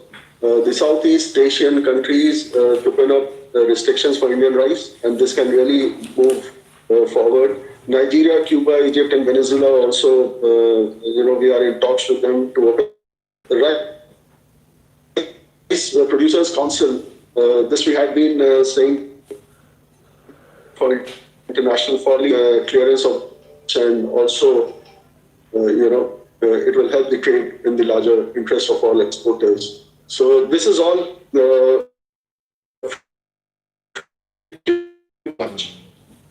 thank you, Mr. yes, there are some clear social responsibilities also which we take, from time to time. So these are social responsibilities when we see the areas and we go and participate and try and, shoulder those responsibilities. Thank you so much. Thank you. Thank you very much, Mr. Rajiv Kumar, for sharing the insights of the non-basmati rice sector.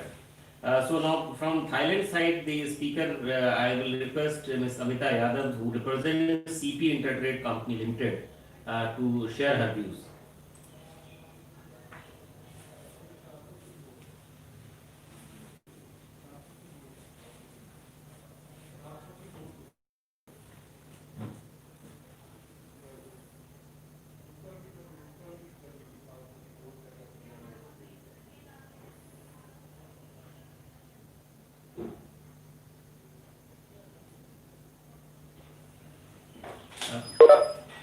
Ms. Amita Yadav, are you connected?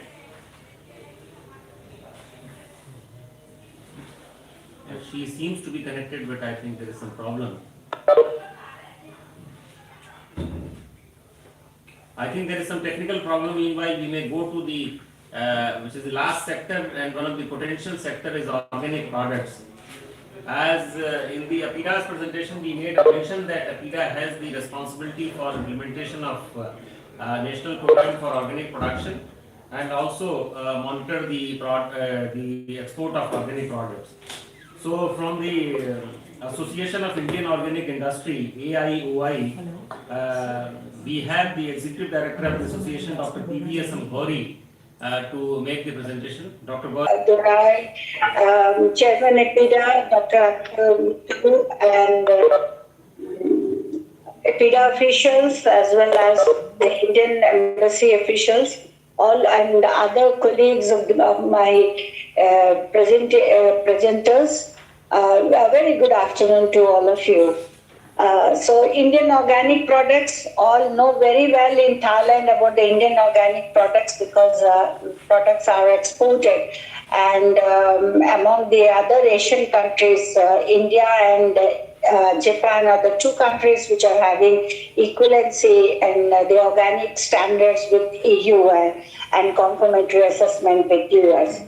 So, but unfortunately, the export in organic products to Thailand is less because the regulations are not in place. I would just like to have glimpses of the association. This association is only 10 years old and it is a membership organization of the industry stakeholders, wherein all stakeholders such as exporters, importers, traders, and consultants and farmer association, they are being a part of this group. And we intend to work actively in organic advocacy with policymakers in market development and research. Of course, the capacity building is our main theme to bring in uniformity in the assessments as well as to understanding the standards. And recently, we have added one more aim to our objectives, that is for employment generation and like Atmanirbhar entrepreneur development. These are the two aims we have added to our objectives, and with this we are working in organic field. And we try to address some of the critical issues which is being faced in the organic industry, and like to work as an interface between the industry and the regulators. Next, please. Now coming to the organic market, very few lines about the global market. It is $105 billion a used one, which consists of food and food ingredients. Non-edible is not added to it. Non-edible is much higher than this. The major markets remains to be EU, US, but now Asia is also coming up very well because of the awareness creation. Even though the regulatory system are placed in only a few countries, but the ASEAN countries and the Asian countries have come together in developing a standard known as ROs, Asian Organic Standards. And these standards have been the initiative of the international bodies, FAO, IFOM, as well as the UNCTAD, that happened in 2006. Because where there is no regulations in place, but there is a good opportunity for trade, the Asians can group together to become the trade partners with the common standards, that is the Asian Organic Standards, which is not a regulatory standard, but with these standards one can export from the other country. The ASEAN countries, not sorry, the ASEAN countries have signed an agreement for organic products. India has not yet done so.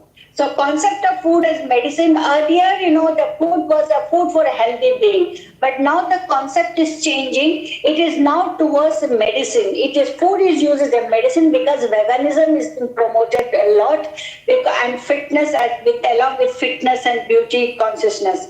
Many alternatives, that's why apart from organic, many alternative labels you'll find on the organic products for promoting this category in the market, because it is an environmental issue, there's a health issue, there's a medicinal issue.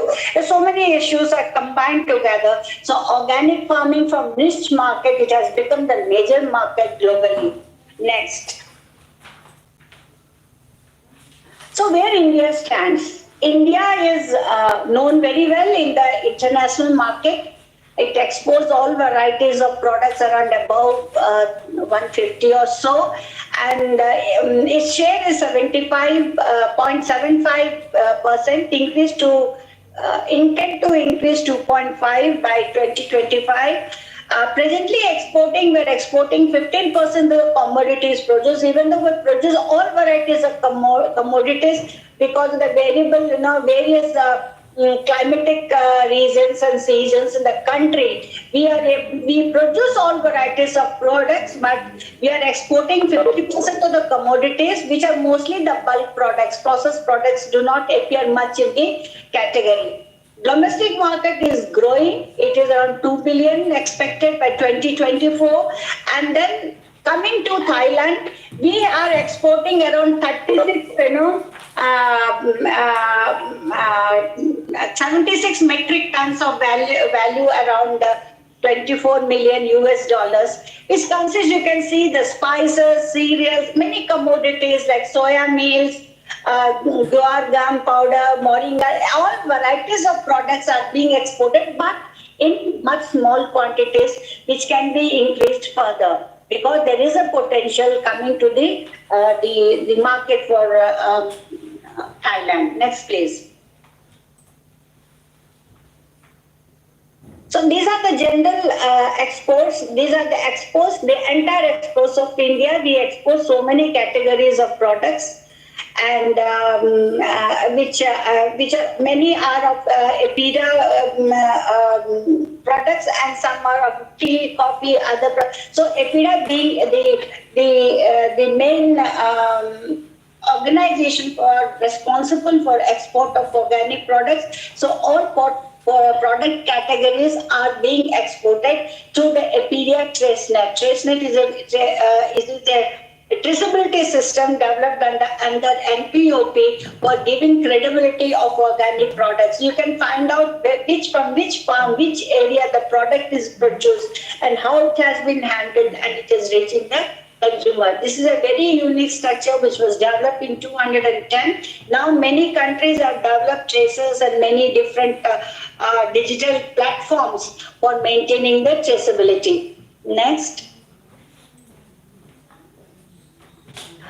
Quick facts about Thailand organic status. The government of Thailand, that is the National Bureau of Agriculture, Commodity and Food Standard, which comes under the Ministry of Agriculture and Cooperative, introduced the organic standards in 2011, which covers production, processing, labeling and marketing of organic agriculture. But they have introduced as a voluntary scheme. That is why the product certified under one certification body is for the domestic market. Only 2 CBs are working, both are private CBs. One CB is known as Organic Agriculture Certification Thailand, which is certifying products as per the importing country standards, because it has been accredited under IOAS, International Organic Accreditation Services. So their certification is accepted in other countries.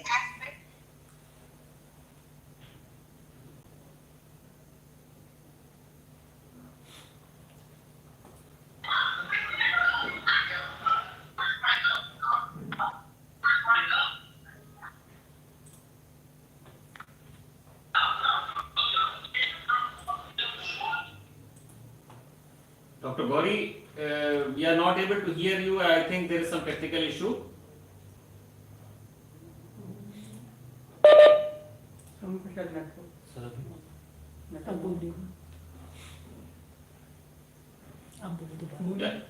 Yeah, Dr. Gauri, now you may continue. I think there is some network issue. So we will have to, I think, close this presentation on organic. And I have got the message from the this Basmati non-Basmati rice sector Thailand representative Ms. Savita Yadav, which I think she is now connected. And no, I am. Hello. Can you hear me, sir? Yeah, this is Amita. I can hear you. You may please go ahead. Okay, sir. Thank you. Good afternoon, everyone. This is Amita here from CP Intertrade with my colleague Merlin and Efren representing CP Intertrade Thailand. Thank you very much for giving us an opportunity to represent. CP Intertrade is a trading and agriculture subsidiary under CP Group, and we are one of the largest Thai rice exporters from Thailand. We have been operating and bring experience and specialization in this field for almost 30 years. Currently, we at CPI are exporting rice from 5 different origins, which to more than 110 countries around the globe. And the origin includes rice from Thailand, Cambodia, Myanmar, Vietnam, and India under our flagship brand Royal Umbrella. Now, in order to meet the global standards, out of these 5 origins, we at CPI owned end-to-end factory establishment in Thailand and Cambodia, together with the production capacity of 1.66 million tons of rice per year in Thailand and 300,000 metric tons a year for Cambodia. We are also exporting a Thai homely rice to India and under our brand Royal Umbrella, which can be found on Amazon store online and also some of the supermarkets in Delhi as well. Now, apart from rice, we also have a food wing. Now, where our team focuses on developing some food products in line with current global trends and as per the requirements of our customers. Now, under this, what we have canned foods, organic pastas, noodle, vermicelli, Thai sauce, rice snacks, rice bran oil, and we have some other beverage products which includes vitamin drink, some of the energy drinks, BK, now soy milk as well, and under our Royal Umbrella brand. Now, this is in respect to what CP Intertrade does. Now, if we look at current Thai market, then the new crop has just recently arrived, and the production is okay, but it's less in comparison to last year. Now, we all know that Thai rice export has been declining over the years due to multitudinal reasons and factors.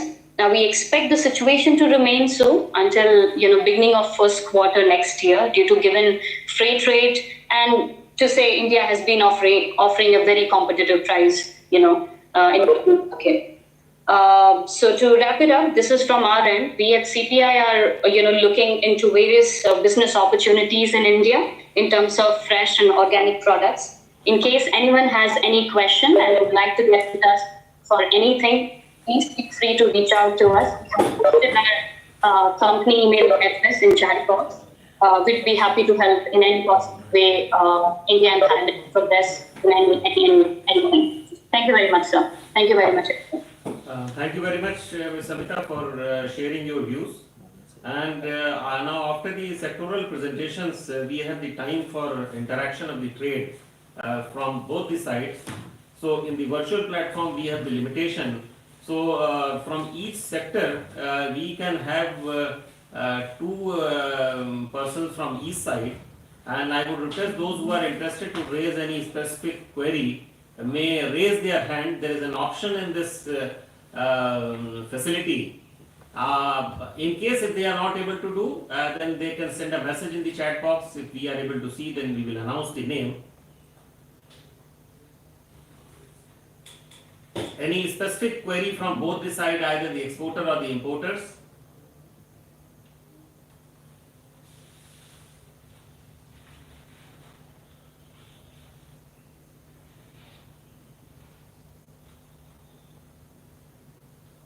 I think no specific queries are there.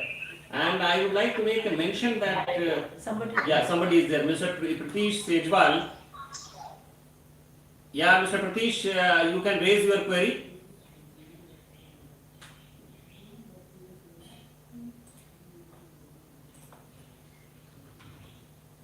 Mr. Pratish, are you able to hear? Mic On the door. नहीं वो खुद ही कर सकता है. Mr. Pratish, please unmute yourself.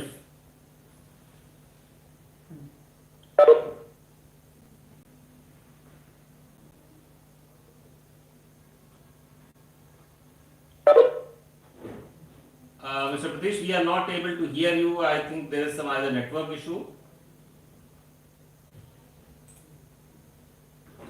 So your query is that can we get a list of the importers of fresh fruits and Hello. Hello. Can they see? Yes, you can introduce yourself first.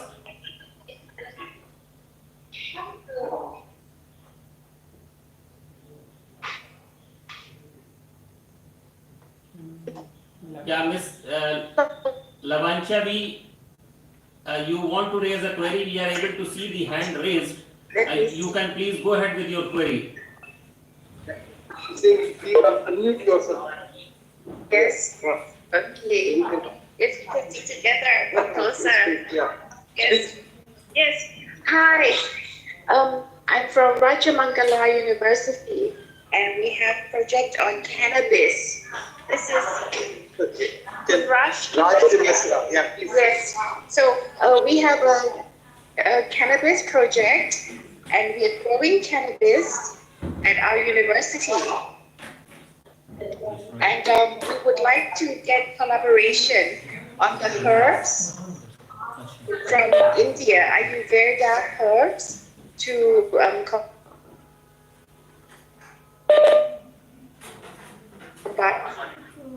yes.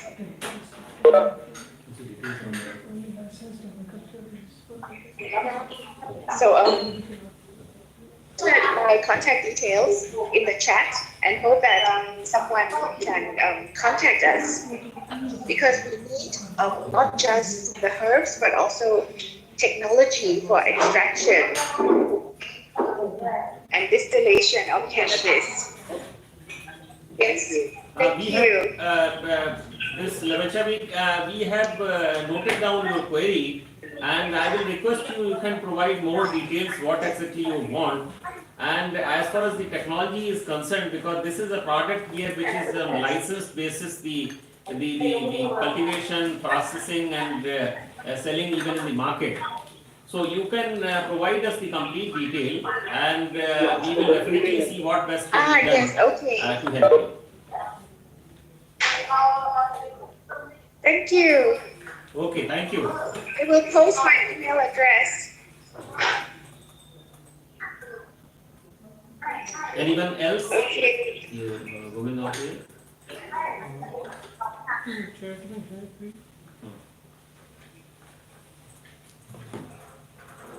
Hello, sir.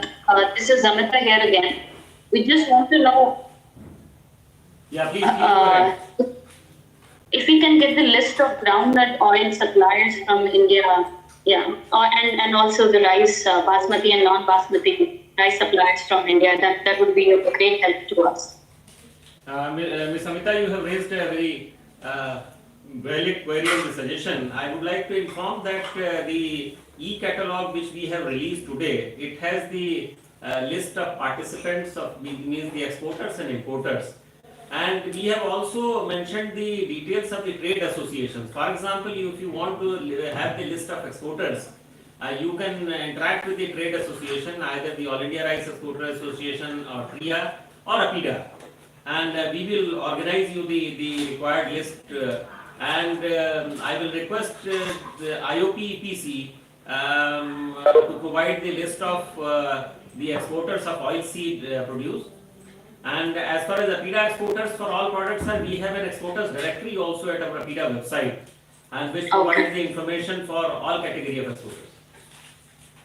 That would be great, sir. Thank you very much. Welcome. GS Export is saying we are providing groundnut oil from India. On the chat, he is saying. I think it's clear. GS Exports representative has on the chat box that they have mentioned that they supply groundnut oil from India. So, Ms. Samita, you may see their contact details which are given in this e-catalog, and you can interact in future with them. Even chat box. Even in the chat box also they have provided the details. Sure, sure. Thank you very much. Anyone else, any message or the hand raised?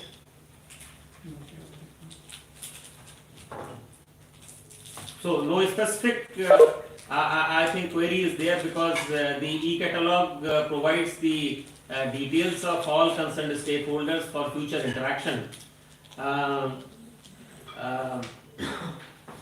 Last part, which is the concluding session, concluding remarks and the closing. From embassy side, I would like to ask if any specific issue needs to be raised.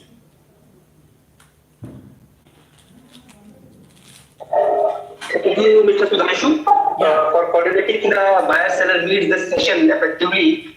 We don't have any queries, but we noted down the request from the Indian exporters. They need the list of the importers in Thailand, and we will surely provide to them. Thank you. Thank you very much. So, with this, I would like to thank all the esteemed guests who have joined the event.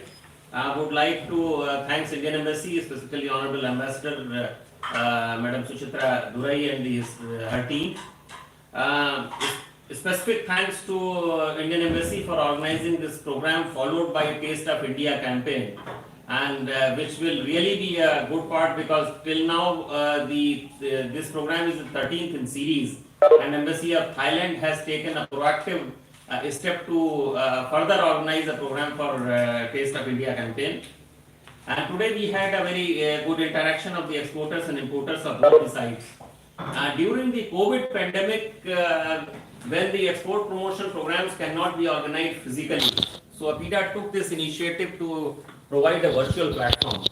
And this virtual platform, the virtual buyer-seller meet cannot be 100% as we organize the physical buyer-seller meet. But the idea was to at least bring the exporting and the importing community along with the trade bodies on a same platform so that after the program, they are able to interact. So, we hope that the participants will be interacting, those who have joined today.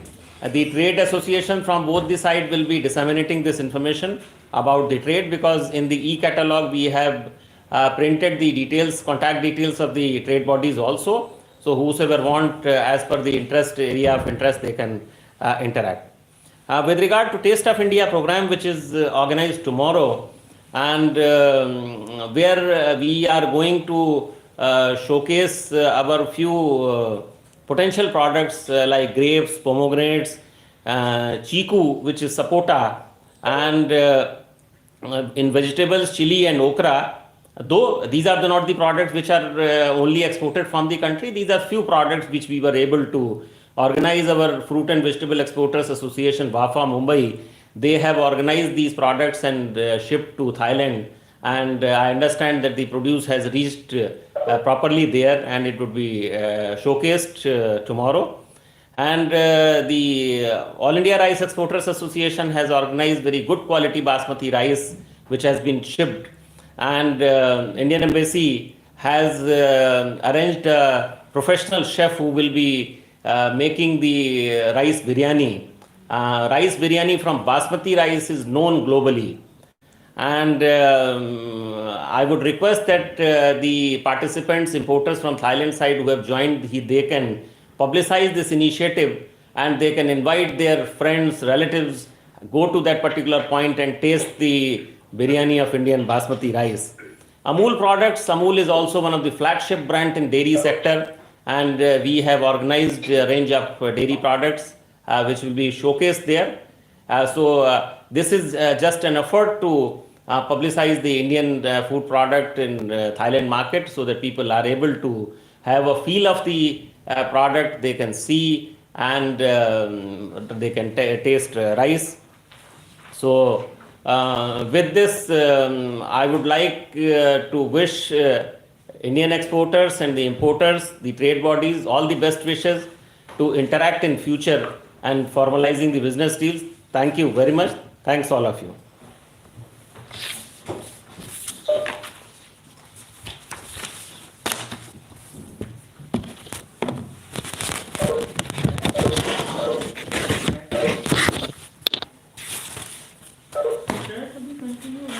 हाँ हाँ थोड़ी देर रखेंगे video close हाँ हाँ